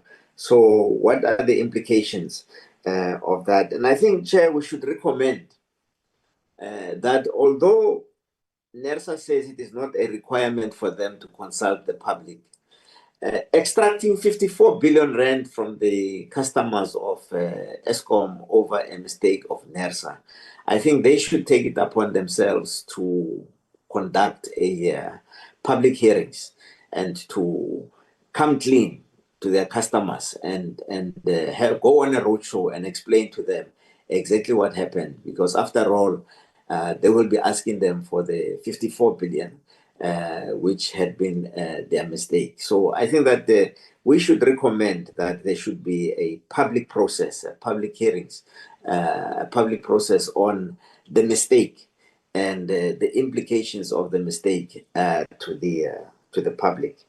And also we note that they are planning to do a phased implementation of the fixing of the mistake of 54 billion. We should ask for a report on the implications on the time value of money on this phased implementation, and who's going to bear the costs of the money that gets lost as a result of the differences in time between when the tariff was supposed to have been implemented and when it is eventually implemented. Chair, the other important thing that is happening in this sector is nuclear procurement. South Africa has committed to nuclear procurement. The only report that we received from the Department of Minerals and Energy was that they could not proceed with nuclear procurement because they could not find suitable companies to do financial modeling of the nuclear procurement. I think that we should ask for a detailed program of implementation of the nuclear procurement and the commitment to the implementation of the nuclear procurement. I actually think that the excuse that they could not find suitable companies to do the financial modeling for the nuclear procurement is a feeble excuse, and that I think we should have been harsher on being presented with such an excuse. There are quite a lot of companies here in South Africa and elsewhere in the world that can do such modeling. I mean, the World Bank has said it will fund nuclear projects. So it means that at least at the global level, there are standards or ways in which nuclear projects can be financed. There is an increasing number of financial institutions that are becoming interested in financing nuclear procurement. So the fact that they could not find a suitable company to do the financial modeling, I think we should not take it lightly, and we should put in the recommendations that the nuclear procurement should be taken seriously and accelerated. And I see in 5 point, okay, we also recommend that the Sanedi project in a certain municipality must be replicated. Chair, from Sanedi, I think we should ask for the real cost of these renewable projects. Whenever we have asked about what are the real total costs of these renewable projects, given that they have very low energy availability factors, the answers have not been straight. They have said that they have not really been properly costed, and they have not taken the total societal costs of this renewable projects, and whether or not South Africa can afford them. In fact, we do not have a proper cost-benefit analysis of the just transition. We just know that we have to implement the just transition because some countries in the West feel that it is something that needs to be done. But we have not really, as a country, done a proper cost-benefit analysis. Maybe we should call for such a cost-benefit analysis of the just transition as well as on the renewable projects. And finally, Chair, as MK Party, we will reserve our comment on the support or not supporting the report. So for now, we reserve our support for the report. Thank you, Chair.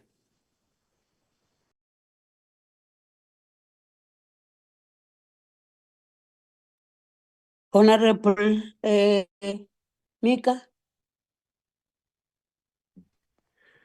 Thank you very much, Honorable Chair Mvana. I just want to make one point on what we are doing and what is expected of us with this report.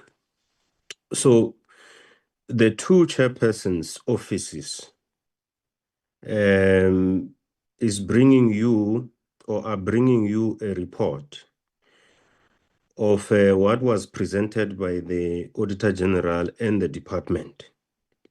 We've compiled what was presented to us, and we have made observations and we are making recommendations. And if you look at the body of the report, almost everything that members are raising are highlighted there. And the reason why we chose to present the observations and the recommendations is because we took it as read when it was distributed. Now, I'm very happy when, and I'm going to make an example of Honorable Mulife, who says, we have observed that the problem is load reduction now. And he further says, he recommends 1, 2, 3. And that is what is expected from honorable members to do. We have observed that he goes on to make a point that the 54 billion, what the Auditor General is saying, he is suspecting that there is an error, or is concluding that there is an error, and that error is caused by controls and all of that. And then he gives a recommendation of what must be done.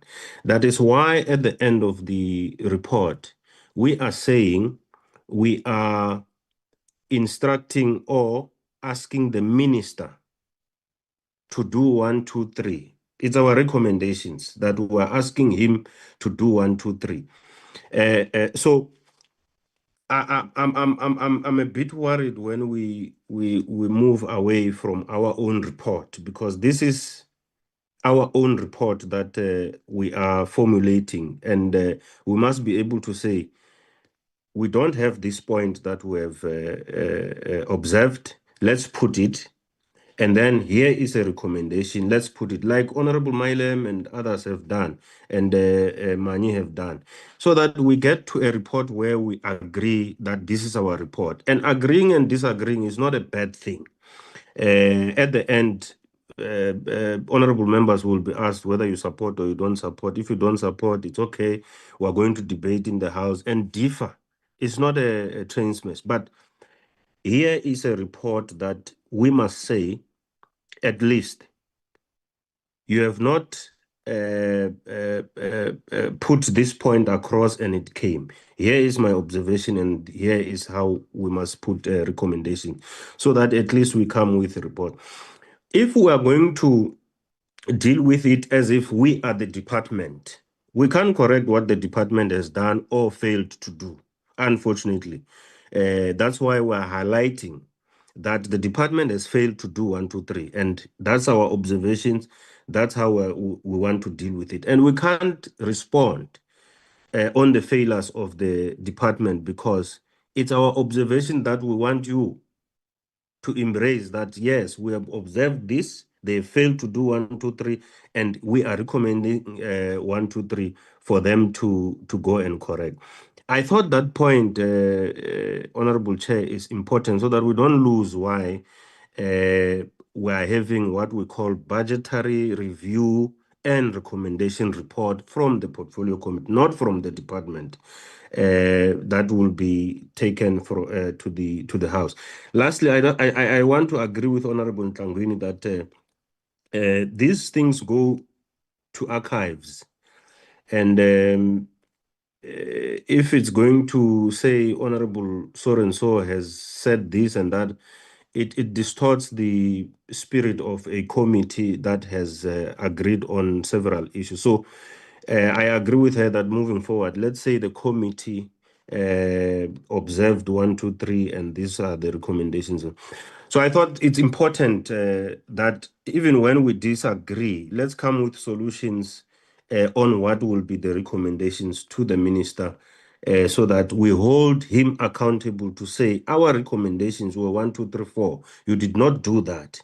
And therefore we want accountability and all of that. Thank you very much.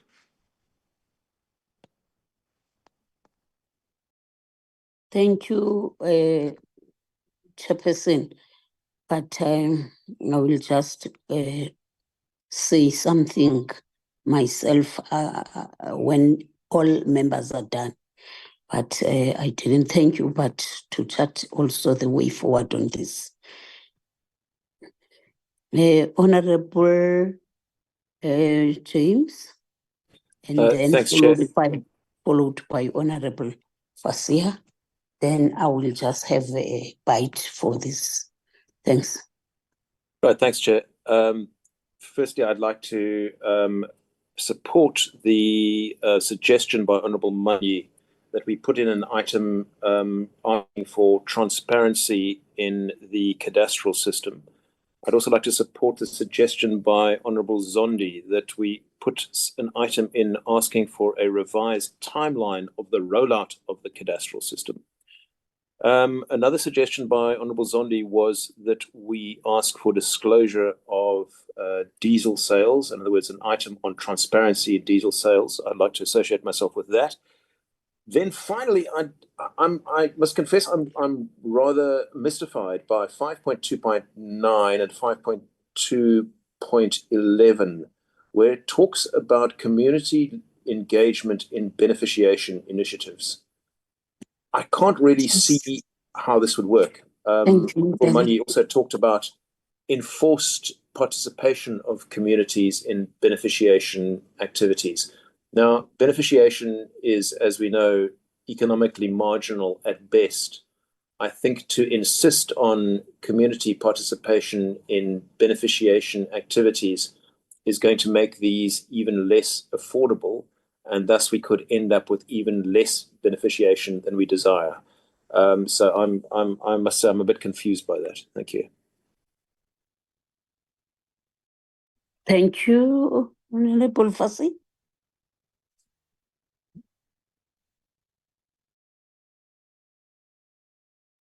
Apologies, Chair. I was struggling to unmute. Can I just check that I'm audible with yourselves? Yes, you are. Thank you. Excellent. Thank you. Sorry, I've been having a bit of a network challenge this morning, so I've had to just move to a different location. So apologies if there's noise in the background. I've gone through the report in detail, and I actually want to agree with Honourable Chairperson Mahlauli that a number of the issues that honourable members have raised are in the meat of the report, and that is in particular reference to NERSA, to the mistake of the 54 million rand. And there's a number of other issues. I just made a note of it in the notebook, but for sake of time, I'm not going to mention them all, but they all effectively are talked about in the report. And of course, we as honourable members will have an opportunity to raise our political parties' views, which of course, as us as the ANC, we support the report. But beyond that, we'll hear about that in the actual plenary sitting. I just want to make 2-3 points substantively. The first is to actually agree with honourable members who have spoken to the beneficiation elements, as well as the reporting in terms of the demographics and which parts of the country that support level has come from. And that is in direct, I think, support of what the MinTech strategy has been. And it's on our screen right now, the National Critical Mineral Strategy as well. So that's 5.2.9. It also highlights some of our issues on transformation. But I think there is also a need, honourable members, for us to look further at that cadastral system. I don't think we need to keep mentioning it in this report. I think the report deals with it. But I think going forward, Chair, we're going to have that as a regular reporting item on the mineral side, because it's something that could really be a game changer to fast track not only the long-term economic growth in the country, but also some of the issues we've just mentioned in terms of the beneficiation stuff. And then I also wanted to talk on the energy side to the most recently put forward IRP. Now, I know that this particular report doesn't cover that same financial year, but it might be useful to have a recommendation somewhere. I don't know if we link it maybe to the IEP, so that it gives us I would say, the segue for the next particular reporting cycle to get that kind of information. Because now that we have an IRP, for better or for worse, we now need to start tracking its implementation. Of course, it's a long-term plan, but I think it would be important to start making those links. And last point on that is I understand that this is the last time we will be reporting together. However, there are a number of overlaps. One of those overlaps is CEF around the gas cliff, etc. So we need to continuously look at reporting from both levels and both portfolio committees. And linked to that also is in some ways the battery energy storage elements. And I mean this with specific link to that beneficiation point I made in terms of the Mintex strategy. So while we're pushing on one side, on the energy side, to increase the battery energy storage, we need to, on the other side, also ensure that the critical mineral strategy is implemented, because they do feed into each other. So I thought I'll just mention that as a broad level. But of course, maybe to say with the amendments that have been put forward by honourable members, I would be happy to move for the adoption of this report as a true reflection of our deliberations as both portfolio committee meet. Thank you. Okay, thank you very much, honorable members. What I wanted to say, honorable members, but I didn't want to maybe as if I'm blocking members to raise their concern. But the reality of the matter, we shouldn't have been seen as people that are rewriting the report again, rather than to amend and also add, and also, as Honorable Chairperson and other members have raised it, we need to be very careful and on when, especially now that this is really our report. And it was the way on how we discuss it. But what the committee is supposed to do is to look at the gaps and also ask some questions of clarification and also add wherever they need. So some members have done that, and I think I appreciate that. That's why I had to give you more time so that we can also interact. Comments that have been made have been noted by the secretaries and even ourselves as honorable members, and we have taken note of them. Otherwise, it was a fruitful discussion to look at the report. The reality is that it's our last joint meeting today. And Ayanda has already thanked everybody and thank whoever that is in the meeting and for their dedication in this hard working that we were busy with for until now. So everything has been... Chair. Hello? Before you hand over, Chair, please recognize my hand. And who's that? Sorry, Mzwanele Manyi. Okay, I thought it's a legacy hand, because even Honorable Mylem, is your hand up again? Yes, Chair. Okay, no, it's fine. I was just making that comment and also noting all what has been said by honorable members. Question, but there were two questions that have been asked. I think it was Honorable Mylem. I can't remember the other honorable member, but all others were things to be noted and also things that we think we have noticed in the next report. Let me give these two hands that I can see. It's Honorable Manyi and Honorable Mylem. Over to you. Yeah, thank you, Chair. No, firstly, I'm covered by your summary. I think you've summarized things very well. Everything you've said, I'm covered. The only reason I'm rising is just to respond to the point raised by one of the honorable members here who had a problem with the point I made about beneficiation and community involvement and all of that. Just to clarify that very briefly. Chair, over the years, the mining industry generally complains about the skill set required for beneficiation. They always argue that their core business is mining. It's not their core business to beneficiate. So when you keep forcing mining companies to beneficiate, you end up with what we have now. that 30 years later, there's absolutely not much to show for it. So therefore, if beneficiation is understood properly to be an industry on its own, then you can have communities that can actually even partner with expert industries to ensure that when that mineral goes out of the ground, is not all of it must be taken to Europe and America. A lot of it must be processed here in the country. So that processing, this is what we're saying, the local communities must be involved in, and they can invite even other partners. This can actually make a booming economy for those areas and for the country. That's really the point, Chair. I think it's the point that the member is making, that there hasn't been traction. The reason for the lack of traction is actually understandable. That the fact that you can mine gold does not mean that you can therefore also make a Swiss watch yourself, because Swiss watch requires other skills, but you require that gold. So that's where beneficiation comes in. So that's really the point, Chair, that those secondary industries out of those mining operations must be owned in the main by those host communities, and that will really improve the economy of the country and those communities. Thank you, Chair. Thank you, Honorable Madam. Thank you, Chair. 2 points. Chair, the first one is that we haven't addressed the issue of affordability, and it's been something that this committee has been seized with or certainly the Energy and Electricity Committee has been seized with for some time. And so I would urge that we include a recommendation requiring that the Minister finalize the electricity pricing policy as a matter of urgency. It is something that we need to address as a country if we're going to ensure our economy grows. That's the first point. Chair, the second is that you indicated that this would be the last meeting of the committee, but we haven't actually, of the joint committee, but we haven't actually as a committee approved the report. And until we do that, it can't go to the House for adoption. So as a committee, we have to first adopt the report before it can go to the House. So I just would like some clarity on the process there, please.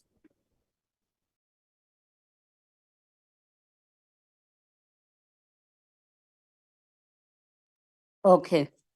Yes, that's what is supposed to happen. And procedurally, it's like that. It needs to be adopted. Now, what I would love to do is to check whether do we adopt this report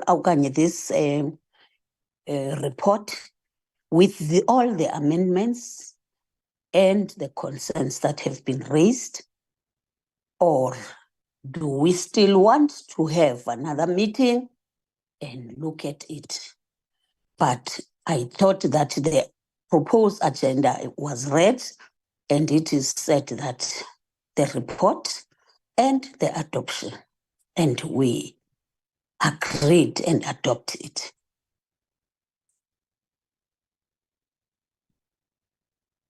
Comrade, Honorable Fassi.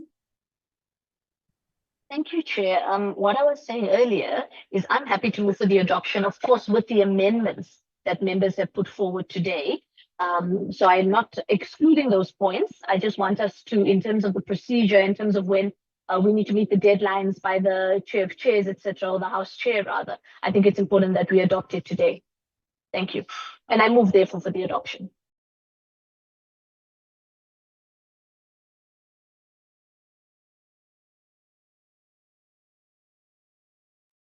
Can I just check, was I audible?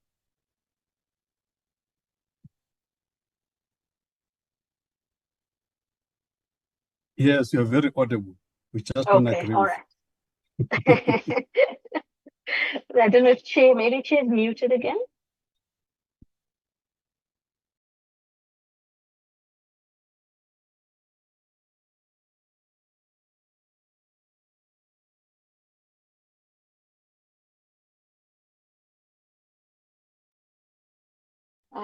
Honorable Chair. Chairperson. Okay, I think we have two chairs, so one of them, both are muted at the moment. Chairperson Mvana.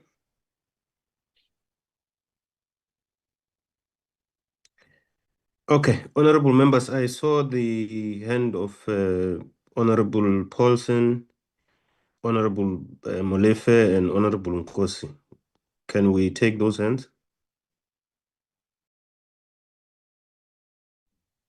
Thank you, Chairperson, and once again, and look, I agree. The committee secretariat for both departments have done a lot of work to compile this report, and I appreciate that.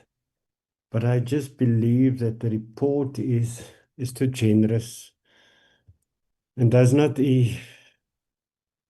adequately highlight the failures of this department, to hold the different entities to account, especially where they fail. So, I'm happy to withhold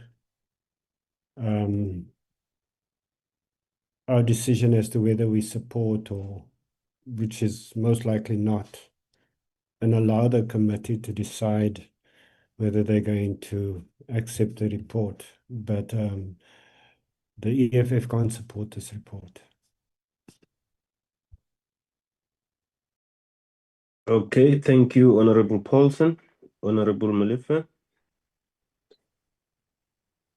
Chair, we think that Thank you, Chairperson. Thank you very much. I lost the network, so you can continue, Chairperson. Sorry for that. I lost even Fasia. I didn't even hear what she was saying. Thank you. I'm back again, but you can continue, Chair. Thank you, Chair. We think that the comments that have been made in this meeting are very extensive and alter the report fundamentally. And we would like to see what the new report that incorporates all the comments looks like. And so for now, we will withhold our expressing our opinion on the report and wait to see the final report. So we at the moment reserve our comment on the report. Thank you. Thank you, Honorable Nkosi.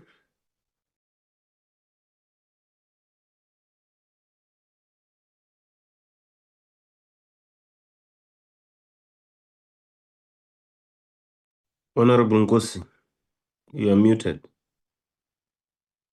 Yes, Chair. Thank you very much, Honorable Chair.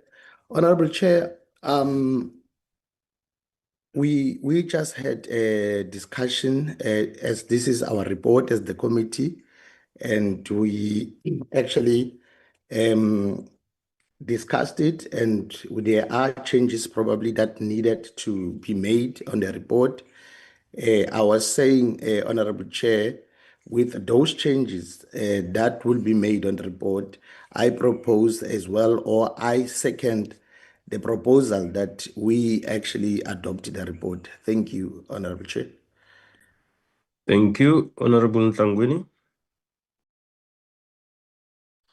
Thank you, Chair. No, I couldn't get the proposal correctly of Honorable Molife, Chair, in terms of their status.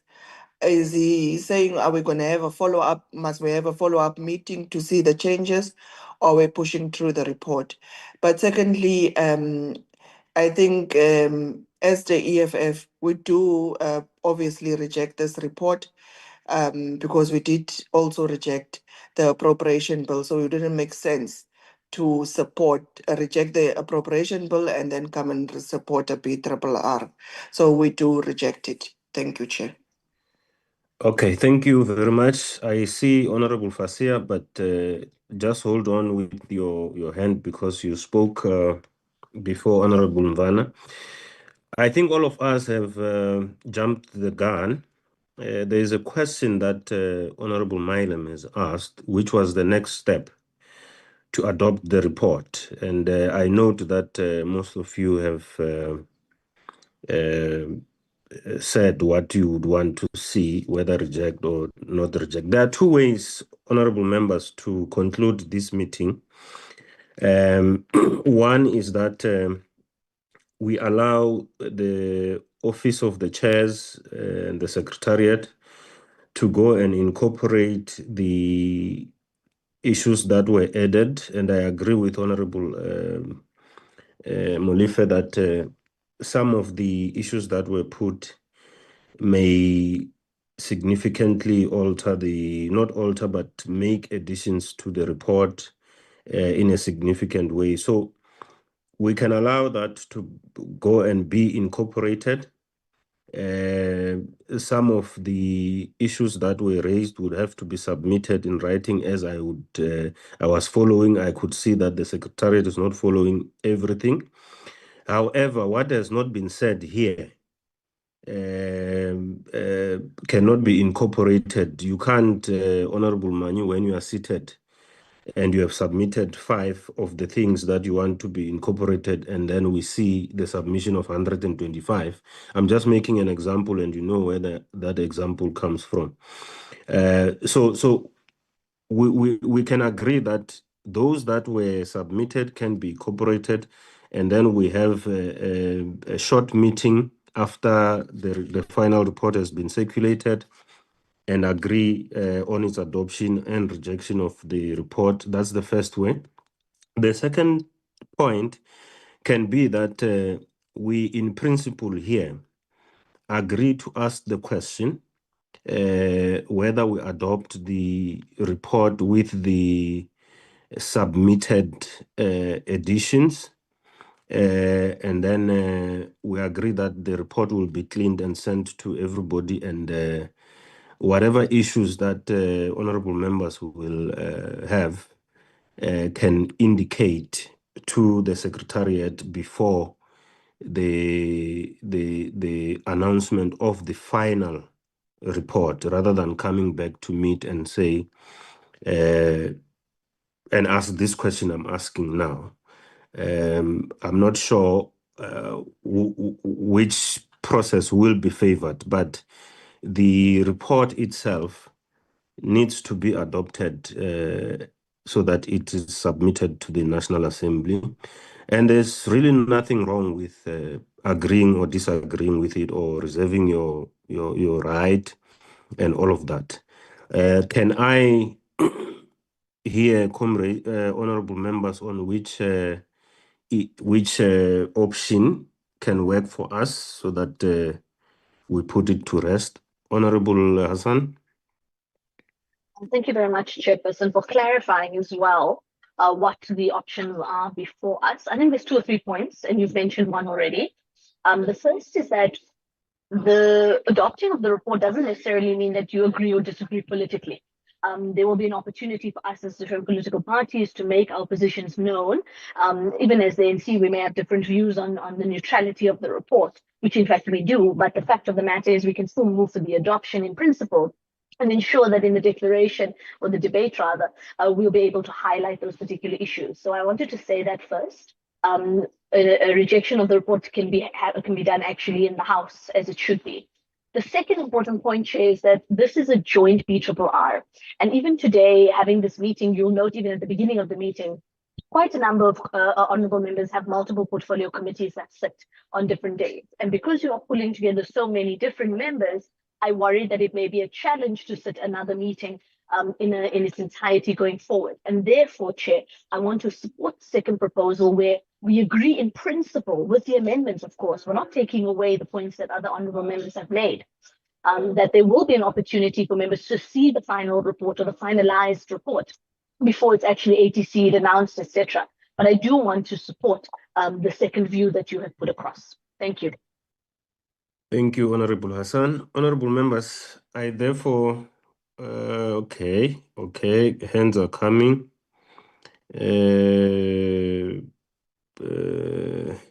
Can I just take Honorable Ntlangwini and Honorable Molife, and then I will take it from there.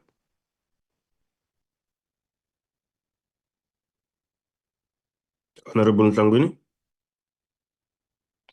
Thank you, Chair. No, I want to move on this. Let's process the report as your proposal have said. We have never had a situation whereby we have made amendments here in a meeting and adopted the report or rejected the report, whereby those amendments were not reflected. We can truly trust it upon the researchers and the content advisors to put in the points that the members have sent. So maybe perhaps it won't be word by word the way you want it, but they've always included. But I let's move with the report so that it can go to the House and note the EFF's rejection. Thank you.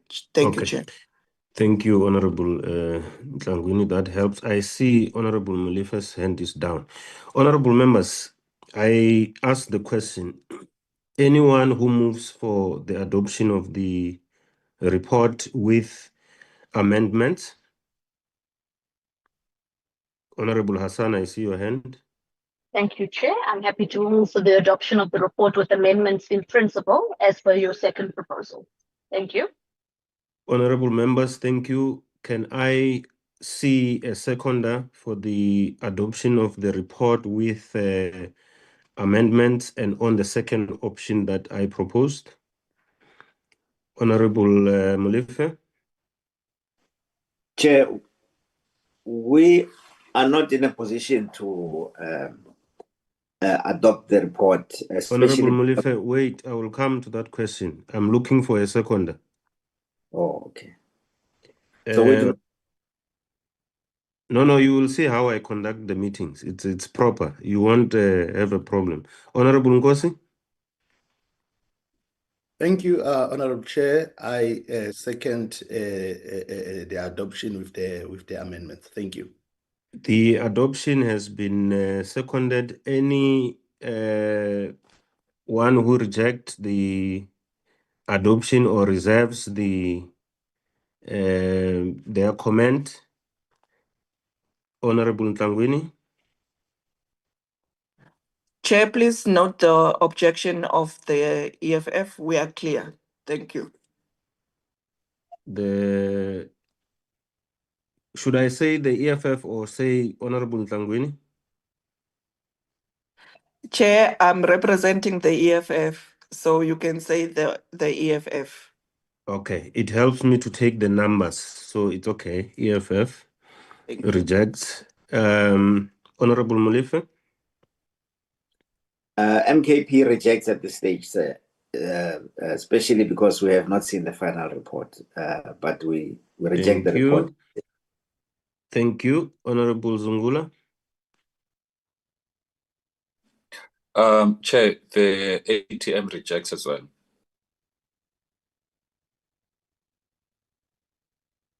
Okay. The DA?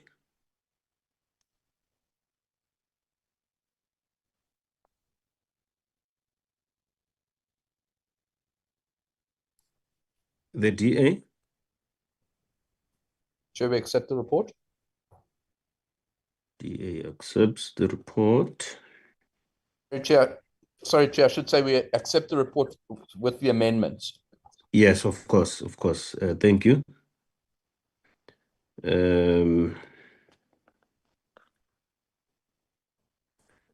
Okay. I'm just looking at, I saw Honorable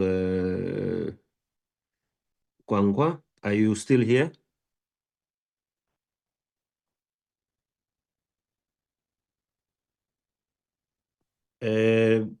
Ayanda and... I don't see Mr. Kwangwa on the platform, Chair. Okay, the IFP? Thanks, Chairperson. The IFP accept the report with amendments. Okay.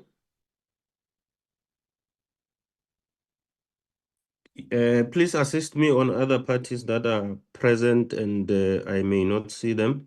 I've Honorable Thring, ACDP.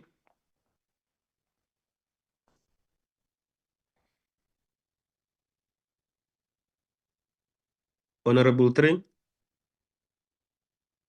Mr. Thring is probably unable to respond, Chair. As I've indicated, he is in other committee meetings. Okay, am I leaving another political party? Can you all lower your hands? Honorable Somba, your political party has spoken. Honorable Zungula, your hand down, please, unless it's a new issue.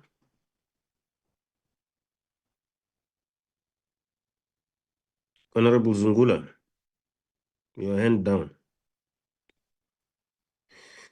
Now, Ayanda and Ariko, can you please help me? How many ANC members are on the platform and eligible to vote?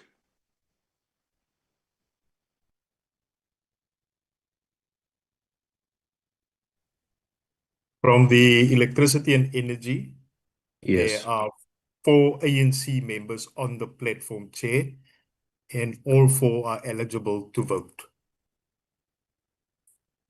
4 members. Who is that? Ayanda? Yes, Chair, I was going to report on the PCMPR. There are 4 members from PCMPR, and they are all eligible to vote. So in total it's 8. Correct, Chair. Correct, Chair. Okay, how many DA members are on the platform and eligible to vote? From the There are Electricity and Energy side, it's 2 members, Chair, and both are eligible to vote. Okay, minerals? same from PCMPR, Chair, and they are both eligible to vote. Okay, the MKP? From PCMPR, we've got 2 permanent eligible to vote and 1 alternate, which is not eligible to vote. So it's 2. Can we Yes. get from electricity? 2 as well, Chair, both eligible to vote. Okay, it's 4. The EFF? 1 Chair from Electricity and Energy, eligible to vote. And 1 from PCMPR, Chair, and eligible to vote. So it's 2. The IFP? None from Electricity and Energy. It's 1 from PCMPR, Chair, and eligible to vote. None from Energy, Chair. Okay. In terms of PR representative, after IFP comes the PA. We don't have anyone. None. Electricity and Energy, none. Do we have Freedom Front Plus? None from Energy. PCMPR. Do we have Action SA? None, Chair. None, Do we have Chair. BOSA? None, Chair, Who's the from next one? PCMPR. BOSA. Okay, let me just call out the ones that I know are here, and you'll assist if they're not here. ATM? Yes, Chair, we've got 1 from PCMR eligible to vote. Okay. As it is now, do we still have any other political party that is represented in these 2 committees? ACDP, Chair, 1. Electricity and Energy. ACDP? Yeah. We're not getting... We're He not is on the getting, platform. but we're not getting how they wish to vote. No, Chair. So we're not going to count their vote. And then UDM, Chair, but he's not on the platform.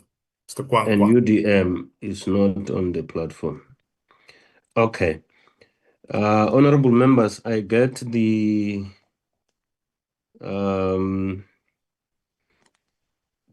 8 plus 4 plus 1, which is 8, 10, 12, 13. Yes. And 4, 6, 7. noes. Accordingly, honorable members, the report would mean that it's adopted with the amendments and on option 2.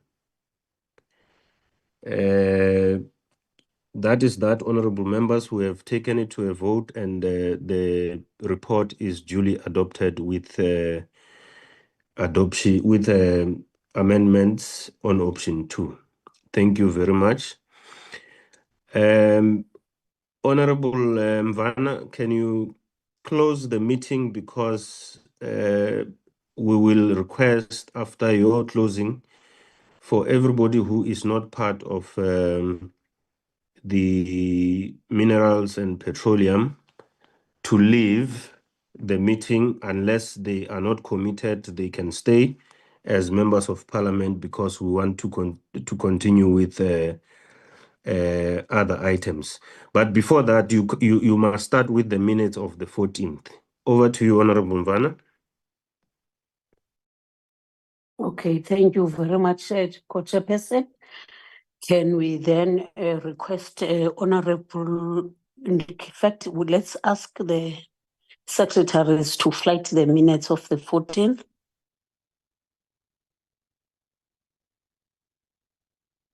Excuse me.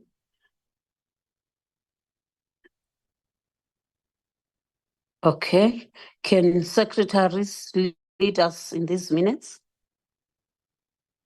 Knowing that those minutes were sent prior, so at least one has just read them, and then we'll definitely have to check what is it that we need to inquire the clarification on them. Secretaries, whoever. Okay, Chair, I'll take you through. The first part, page 1, is the agenda and the attendance of members for that joint meeting. And then we've got our apologies there, the support staff, the HSA, DMR, and all the people that were present in the meeting. Basically, Chair, this meeting, most of the discussions are captured on the report, which has just been adopted. So this is just the format so that it correlates with that report. And we just give you, and we said the presentations are available when needed in the committee secretariat.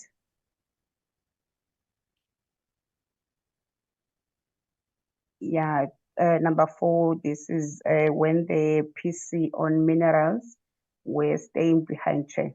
Those are the minutes, Chair. Thank you. Thank you, Ayan. Honorable members, those were the minutes of that day of the 14th, when or where the AGS brief us for an hour or so, and then we continue with our business of the day, and then we were released as electricity and energy minerals continue with their in-house items. Can we adopt it as a true reflection of that day? Honorable Fasia. Thank you. Thank you very much, Chair. I am happy to move for the adoption of these minutes as a true reflection of last week's meeting. Thank you. Thank you very much, Honorable Vusi. Thank you, Honorable Chair. I would like to second the adoption. Thank you. Thank you very much. Minutes of the 14th have been adopted and also seconded. Then I think we are done with that one of the minutes. And as Honorable Chairperson has requested, electricity and energy can recuse themselves.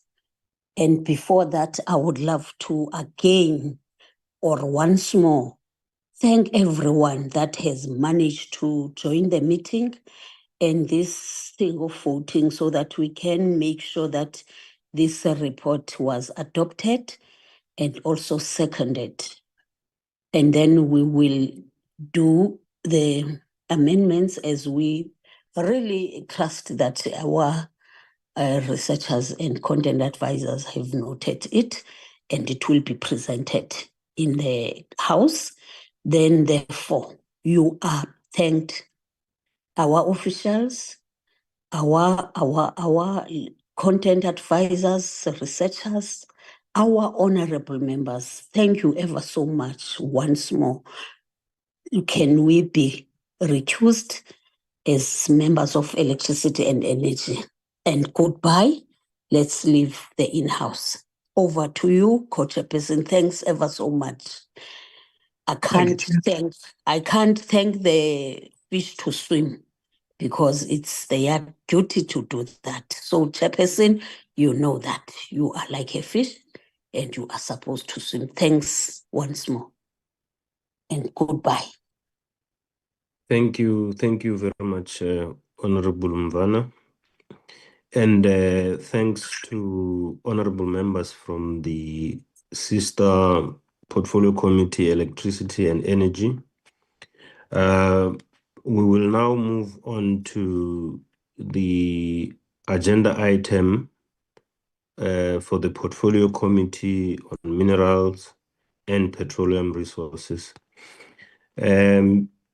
I don't know who is taking us through, Ms. Boss, Mashudu, and Mr. Mabona on the report on the oversight visit to the Northern Cape province from the 6th to the 10th October 2025. Over to you.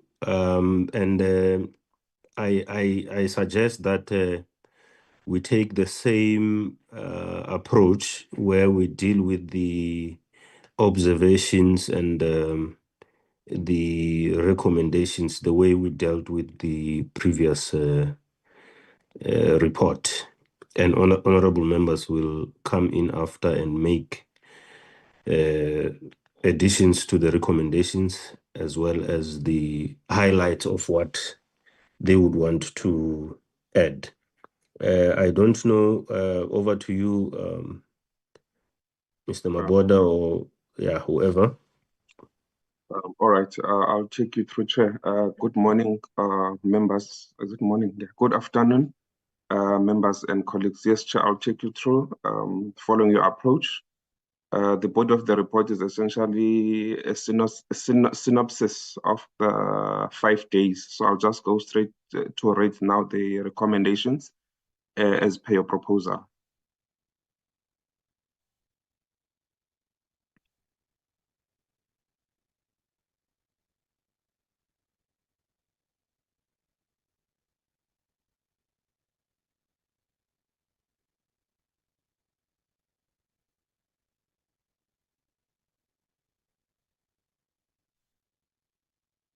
All right, I'll just read the observations.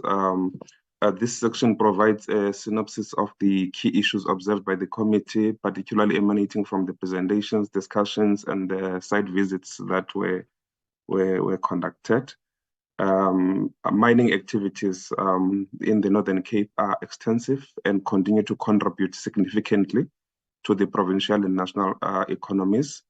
The committee observed that major mining entities have generally complied with environmental and social obligations, though some administrative and beneficiary identification delays persist. This is in reference to the only to the mines that we visited, where social and labor plans were presented, and generally there was compliance except the farm issue project. And the committee observed that financial provisions for mining rehabilitation appear adequate across all inspected operations, which is the mines that we visited. While the committee acknowledged progress made in the implementation of SLPs, instances of non-compliance with HRD and mine community development obligations were observed. The committee emphasized the need for continuous monitoring to ensure that SLP commitments translate into tangible benefits for host communities. Committee observed that the formalization of artisanal miners has yielded positive results in reducing illegal mining in certain regions, particularly speaking to the sites that the committee visited and the committee meetings that the committee held in respect of this. The committee observed that both the Remfasmark and Fredesvlei communities are significantly affected by illegal mining activities, particularly the unlawful extraction of rose, quartz, gemstones, as per the site visits members went to. Okay, the ones that we went to were legal. Legal sites, but there was a report from the community that there's a lot of illegal mining going on in respect of quartz, as well as the Tiger Eye and many others. It was noted that there is lack of transparency and meaningful consultation in the processing of applications for artisanal and small-scale mining permits, which has contributed to mistrust between communities and the department. The committee observed that the cost of compliance associated with the ASM payment processes, including fees for environmental practitioners, community consultations, and financial provisions for rehabilitation, remains prohibitively high for most committee members. The committee found that delays in processing ASM applications are widespread, with some applicants reportedly waiting for more than a decade without feedback from the department's regional office. The financial provision requirements stipulated under Section 41 of the MPRDA poses a particular challenge for historically disadvantaged individuals who seek to participate in small-scale mining. The acting regional manager's explanation that explained that sometimes delays occur to allow applicants time to secure financial provisions. This point is generally about the complaints from the communities about the delays in obtaining their permits. The department did say that sometimes the delays are because the applicant requires to provide some money for EA and they do not have that money. So that point is about that. And the committee further observed that allegations of corruption within the department have eroded community confidence, underscoring the need for formal reporting and investigation of such claims. The committee concluded that the current regulatory framework and administrative process for ASM are not conducive to inclusivity or empowerment and require urgent review to support equitable participation in the mining sector. The committee observed tensions between the mining companies, traditional leaders, and community forums, particularly concerning benefit distribution, consultation, and representation. It was stressed that the committee stressed the need for transparent engagement processes and inclusive decision-making structures that reflect community priorities. ASMANG executives agreed to consult with the company's board to seek guidance on how they could cooperate with PP Jamestones to reach a mutually agreeable solution and report to the committee by the end of October 2025. This relates to the issue of Sugilite and the tension and conflict around that, and a possible solution that must be reached as a way forward. The regional office of the Department of Mineral and Petroleum Resources in the Northern Cape was tasked with providing a written explanation to the committee regarding the frequent occurrence of double granting of mining permits and rights over the same land. Then we move to observations based on the overall oversight, discussions, etc. The committee recommends that the minister should strengthen institutional support for artisanal and small-scale mining by increasing staff capacity in the Northern Cape, providing targeted training and ensuring dedicated provincial resources for compliance guidance, technical assistance, and environmental management. This speaks to the issue mentioned by the community that it's only Mashudu who is responsible for artisanal and small-scale mining for the whole province. And there were allegations or reports that she also assists in other committees, but the response of the department during the PRRR presentations indicated that each province has got its own person, but that remains to be tested. Point number 2, recommendation number 2, the minister to undertake a comprehensive review of the artisanal and small-scale mining permit process with a view to simplifying procedures and reducing financial barriers for applicants. So financial barriers are articulated in the body of the report. The requirements kind of make it difficult for artisanal and small-scale miners to participate in the sector. 5.3, Minister to intensify efforts to educate landowners and farmers on legal framework governing mineral rights and access, while providing mediation support to artisanal and small-scale miners during land access negotiation in line with Section 54 of the MPRDA. This point came strongly as well from the various communities that this clause is a hindrance for the participation of the small-scale miners.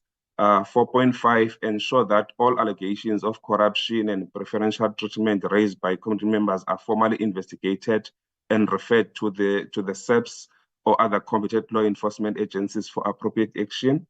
5.5, facilitate or collaborate with institutions such as the IDC and the NCFA to develop funding support mechanism enabling small-scale miners to meet financial, operational obligations. 5.6, develop and implement a community outreach and awareness program to educate local miners and residents on the legal requirements, environmental responsibilities, and opportunities available within the ASM framework. 5.7, finalize the investigation and resolution of the Sugilite mining rights dispute involving Asmang, South 32, and PP Jamestown Mining and Exporting Company. Linked to the above, clarify and standardize the interpretation of associated minerals under the MPRDA to prevent similar conflicts in future. That is the end. But just to underscore that most of these issues will be resolved when the MPRD comes to Parliament. Most of the issues speak to the amendments that are in the MPRD currently, and some issues members would have to address them when they process the MPRD when it comes to Parliament, because the oversight revealed a lot of issues around ASM and the challenges around that. So thanks, Chair. That's the end of the report. Thank you very much, Mr. Maboda. Honorable members, that is the report we are tabling to you for consideration and adoption. Any take?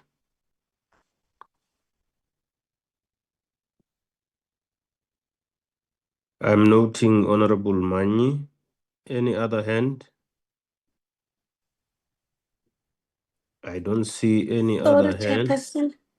Honorable Mhlongo, you will be second. No, Chairperson, I'm about to go to the bus. Okay. Yes, so in case you don't find me, but know that I'm in the bus, but I won't switch off. Okay. Thanks. That is fine. That is fine. Honorable Mani, you will be first. Honorable Silepe, second. Honorable Mufukeng, third. Honorable Zondi, fourth. And we will take other hands as and when we go. Let's go. Honorable Mani. Yeah, thank you, Chair. Usually with these kinds of reports, I know that people will always say, but we're all part of the mission. Yes, we're part of the mission. So in terms of the observations, I think there's nothing really to disagree with in the observation. The challenge is always with the recommendations. Firstly, on 5.1, on institutional support for the ASMs, artisanal miners, for us as MK Party, we don't support this recommendation in its current form. It lacks clear accountability measures and risks creating more administrative posts instead of delivering tangible support to miners. We argue that without a clear implementation framework and measurable outcomes, this proposal will perpetuate bureaucracy rather than empower artisanal miners. Number two, I've got 7 points, Chair. Number two. Yeah, just a minute, Honorable Mani. So you are disagreeing with 5.1 in its current form? Yeah. Do you have another form that you would want to see?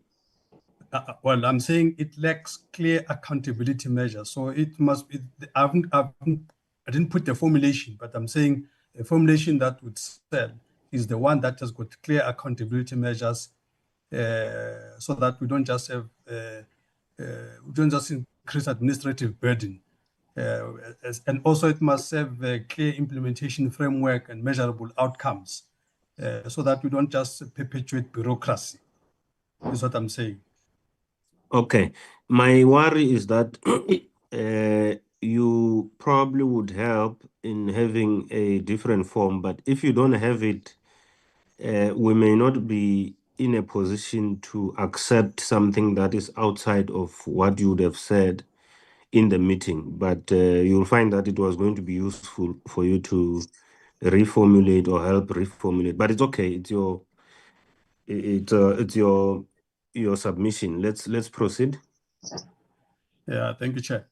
And then on the land access and Section 54 mediation on 5.3, for us, we reject the soft approach of merely educating landowners. The issue is not ignorance, but systematic resistance by private landowners to the state's custodianship of mineral rights. The department must enforce compliance and assert public ownership of mineral resources as enshrined in the Constitution. Number 4, on corruption allegations on 5.4. Referring corruption to SAPS alone is a bit of abdication of responsibility. We note, though, that there is some reference to others as well, but it should have been clearer that noting that the department has repeatedly failed to act on evidence of collusion between officials and mining corporations, we call for an independent forensic investigation under parliamentary oversight with timelines and public reporting. Number 5, on 5.5, access to finance. Collaboration with IDC and CIFA has historically failed to reach genuine small-scale miners. These institutions are inaccessible and overly risk-averse. The MK Party proposes the establishment of a dedicated artisanal mining development bank capitalized through mineral royalties to ensure direct and affordable financing for community miners. Number 6, on community outreach, 5.6. The proposed outreach program risks becoming a tick box exercise. Communities do not need more workshops.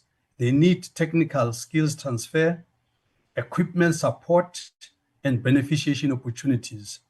Awareness without empowerment will not transform the mining landscape. The last point, number 7, on the Sujilite dispute and associated minerals, 5.7, 5.8. For us as the MK Party, would reject the department's handling of Sujilite disputes as evidence of corporate capture and selective enforcement of the law. The ambiguity around associated minerals benefits big corporations at the expense of community miners. we call for an urgent parliamentary inquiry into how such conflicts are managed and who benefits from the current interpretation. Yeah, I'll leave it there, Chair. But indeed, I accept that maybe we should have made those formulations, yeah, as you were suggesting. But I'll hand over to you, Chair. Okay, thank you very much, Honorable Mani. Honorable Selepe. Thank you very much, Chair. Mine is very short. I think Honorable Mani covered two of my points, but I just want to do an emphasis on them. It's 5 on the recommendations. The 5 point is 5.3, 5.3. Yes. Can you scroll a bit? Yeah. Yes. On 5.3, we're saying intensifying efforts to educate. I really do concur with that one. Is bit lenient to educate them. We do have a regulation, and under Section 54, of which I did mention on the, oversight, that Section 54, we only need to enforce that section for the challenges of the access to the private landowners. I think that one, Chairperson, can we amend that 5.3 in that this one we need to the department need to enforce the section 54. I can see that is in line with section 50, but it doesn't make that. It needs to indicate that enforcement of section 54 of the MPRDA for the private. Honorable Selepe. Yes. While we're on it, because yours is giving your thinking of reformulation, so you would not mind if the sentence read the way it is, and then we say in line with enforcement of Section 54 of the MPRDA to complete the sentence. Is that okay? Yes. Okay. All right. That is noted, and I think it's acceptable. Can you proceed? Yes. 5.4. Ensure that all allegations of corruption and preferential treatment. Chairperson, I think this one also, Honorable Mani made mention exactly what I wanted to submit. The forensic investigation is needed, and the lifestyle audit from the regional managers downwards to the officials, because if official can give the communities a personal account to deposit the money to do the work of the department, that is wrong. That means there's a lot that we don't know. That's why a forensic needs to be conducted here, and a lifestyle audit from the regional manager downwards to the staff. I think that one. Okay. Yes. You have covered the point I wanted to raise, because at first you were singling the regional manager, and this point, if you remember, came as a result of the point you are raising now, who is a staff member who was engaged in some allegations. So I'm happy when you say from regional manager to the staff, and so that we don't look like we're singling one individual. Okay. Yes. Thank Proceed.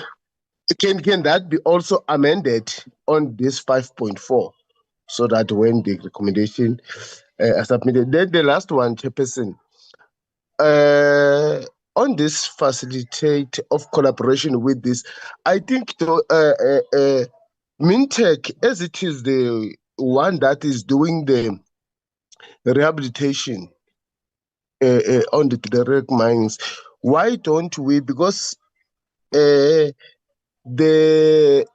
rehabilitation funds are sitting, maybe is the one that is having access to the rehabilitation funds. Why don't this small scale and artisanal miners, their rehabilitation responsibilities being reduced, and then the rest of the cost being taken to the Mintech as the responsibility to the Mintech, because of course they won't be able, not even a single day, afford to pay the rehabilitation funds. I think maybe we have something with the Mintech, check how best can the Mintech intervene in taking that responsibility. I don't know, Chair, that one, how can we put it? But I think Mintech can be the solution in terms of assisting the small artisanal and small scale miners responsibilities of financial guarantees. I thank you, Chair. Okay, Honorable Slepe, the point you're making, we will have to be careful on singling rehabilitation as a support mechanism for small scale miners, because if we talk rehabilitation guarantee, we are leaving the work that is done now by Council for Geoscience. In fact, what you are raising is not so I'm saying the rehabilitation is with Mintech, but the support for small scale through IDC is with Council for Geoscience. So I'm just looking at a point where we marry the general assistance of small scale and artisanal miners. Do you get the point I'm trying to make? Yes, I do, Chair. Yes, but the point I'm trying to make here is that after the experience of the struggle that being faced by the communities on the small scale basis, is that there will be no chance for them to afford the financial provisions. And then if we don't have or amend any legislation that speaks of reducing this financial obligation and rehabilitation, if it can't work because of this one, I've made mention of Mintech, as it is the one that is dealing with this. But your point, I do get it, that the Council of Geoscience as well is the one that is having this thing under their wing. I think is proper, Chair, if maybe we can have a chance with both, so that we can see how best can we marry the two, so that we can have an amicable solution for this thing of small scale miners financial responsibilities. Thank you, Chair. So we are agreeing that let's allow the team to go and rephrase the sentence or create two sentences that are dealing with both the issues that you are raising. But in principle, we agree that that must be factored and allow them to go and deal with it. Is that Yes, okay with you? Thank you very Yes, much. Chair. Okay. Honorable Mufukeng? Thank you, Chairperson. I do not have much to add on the report because my other honorable members have covered me. I would also like to support the report, its recommendations, observations, and amendment made by honorable members, which are a true reflection of the committee's oversight engagement. Thank you, Chairperson. Thank you, Honorable Mufukeng. Honorable Zondi?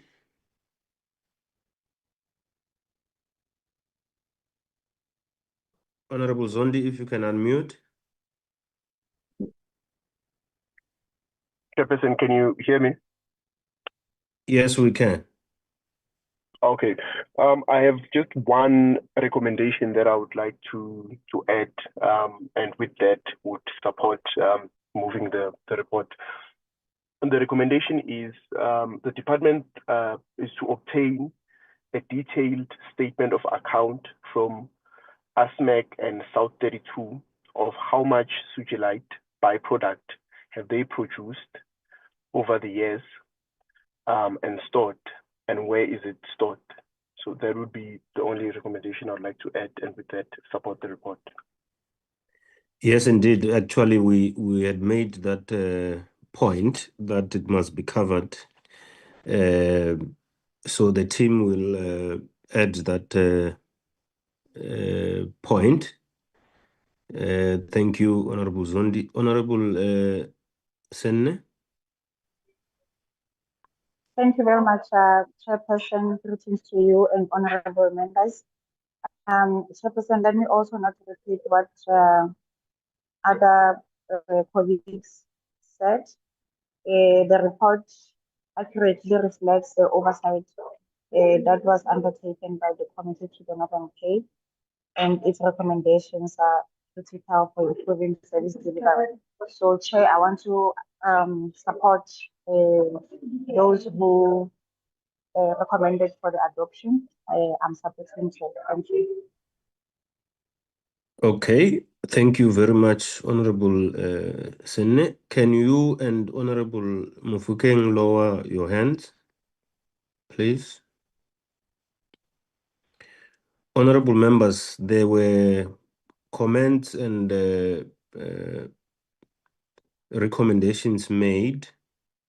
And I want to say this on the first intervention from Honorable Mani, that I think what will be left is for you to lift the issues you are raising to the debate. Because of the same reason that I made earlier, we are unable to incorporate your concerns, especially because there's no framed new sentences that you would want us to incorporate. But you're welcome to raise, because some of them, if not all, I do get genuine concerns that we have raised there. But for processes here, we may not be able to put that. Now, I want to ask a question, honorable members, that with those amendments made, Honorable Zondi has moved for the adoption of the report. Can I check, Honorable Zondi, that at the end of all these recommendations, do you still move for the adoption of the report?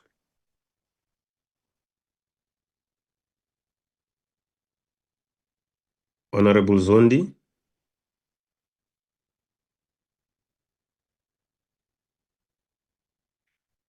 Okay, honorable members, can I move for, can I get a mover for the adoption of the report? I don't want to use Honorable Zondi because when he raised his hand and moved for the adoption, the two speakers had not spoken, so it may have changed his mind. I don't know, but I don't want to tamper with the processes. Honorable Senne? Thank you, Chairperson. I would like to move for the adoption of the report. With amendment. Yes, with amendment. Okay. That point is very important. Thank you, Honorable Senne. Can I move for the, can I see the seconder, Honorable Mufuke? Thank you, Chairperson. I'm seconding the adoption of the report with the amendments made. Thank you, Chair. The report has been seconded with amendments. Can I see a hand that rejects or reserves its comment or its vote? Honorable Mani? Yeah, thank you, Chair. We welcome the way you run this meeting. You run it very fairly and all of that. Yeah, so let's see how the comments are being incorporated. And for now, we reserve our position as MK Party. Thank you. Thank you. MK reserves its comment. Any other hand? Okay.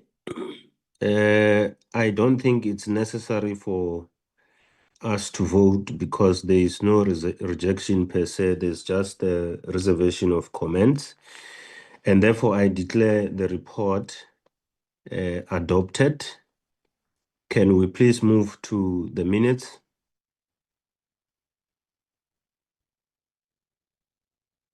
Pause.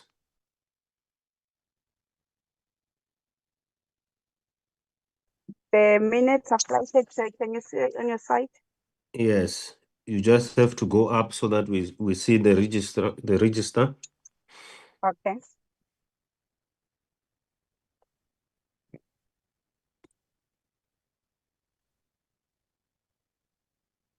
Honorable members, that's the register of honorable members who were in the meeting. Let's go back and read what the meeting was all about so that honorable members can be in a position to dispute or confirm whether they were there or not. So we had a briefing by CGS, Mintech, Mine Health and Safety Council, State Diamond Trader, South African Diamond and Precious Metals Regulator, and on the annual reports for 2024-2025. Let's go up. I will allow members to stop me and say page what is not in order. You just chip in when you feel there's a point that you need to raise, because I'm considering it as read. Honorable members, is there any issue on the minute? No issue. Can I call for the adoption of the minutes? Any mover? Honorable Slepe? I move for the adoption of this true reflection of the minutes. Thank you. Thank you. Honorable Slepe moves for the adoption of the minutes. Can I get a seconder? Honorable Mufukeng? Thank you, Chairperson. I second the adoption of the minutes as presented. Thank you. Thank you. The minutes have been seconded. Any other dissenting view on the adoption of the minutes? None. The minutes are duly adopted. Was that the last set, or we go to the other minutes with the Liparo? Yes, Chair, that was the set on the annual report. This one is last week's one on Liparo. Okay, let's go to the register first and see.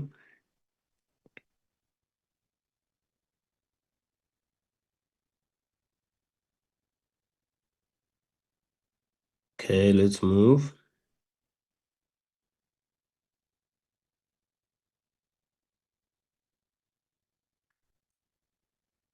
Let's move.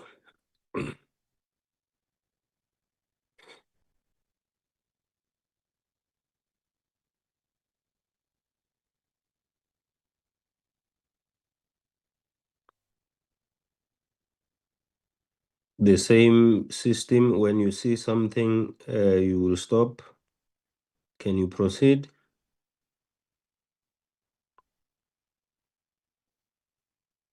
Ms. Boss, can you proceed?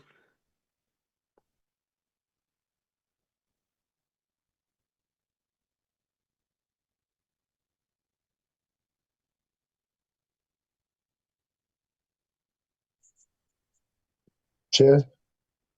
Yes, Honorable Selepe. Chairperson, I just want to check something quickly. I think we were busy with it was a meeting with Liparo when Honorable Manye raised the point of dealing with the minutes, and you did make mention or supported the recommendation. I don't know whether you did put it on the minutes of the same day or it was something that on its own. I just want to check that one because it was raised on the very same meeting when we had the meeting with Liparo. I just wanted to check that, Chair. Thank you. Okay, it will be inserted if it's not covered there. But indeed, you are correct that there was an issue raised that we must deal with the minutes as and when we meet again. Yeah, we will have to incorporate it. Let's take it with amendments that will be added. Can we move?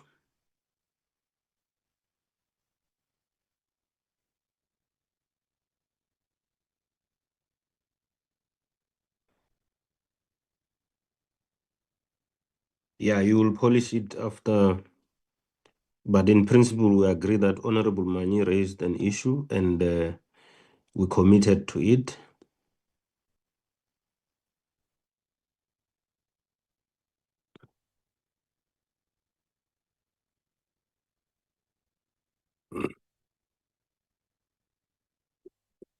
Okay. Any issue on the minutes?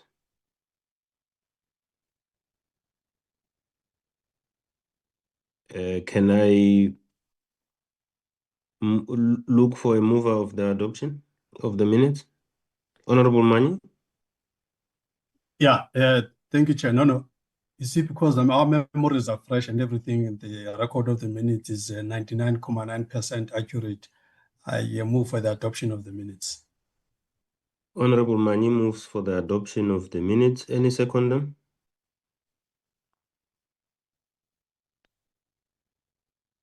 Honorable members, any seconder? Honorable Hassan? Thank you, Chair. I'm happy to second the adoption of the minutes. Honorable Hassan, second the adoption of the minutes.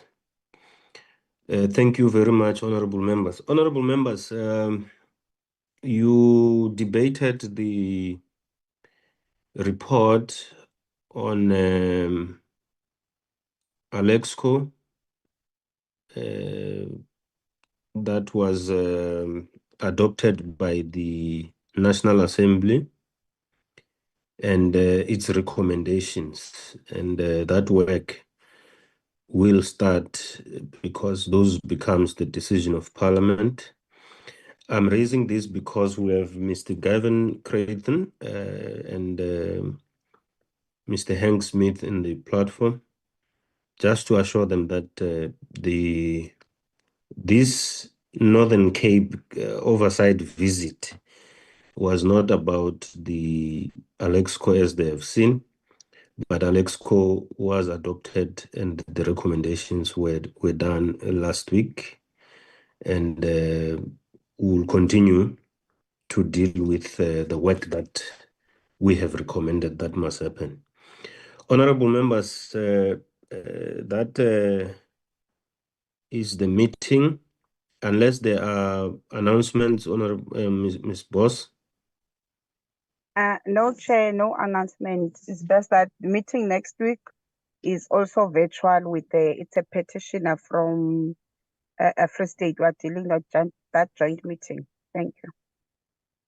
Thank you very much. And with that, honorable members, thank you very much. It's not easy to deal with joint meetings, but I think we have done well and be able to deal with our meeting on time. That's very commendable, and thank you very much. That concludes the business of this meeting today. Thank you very much. Have a nice day. Oh, by the way, Thank you, Chair.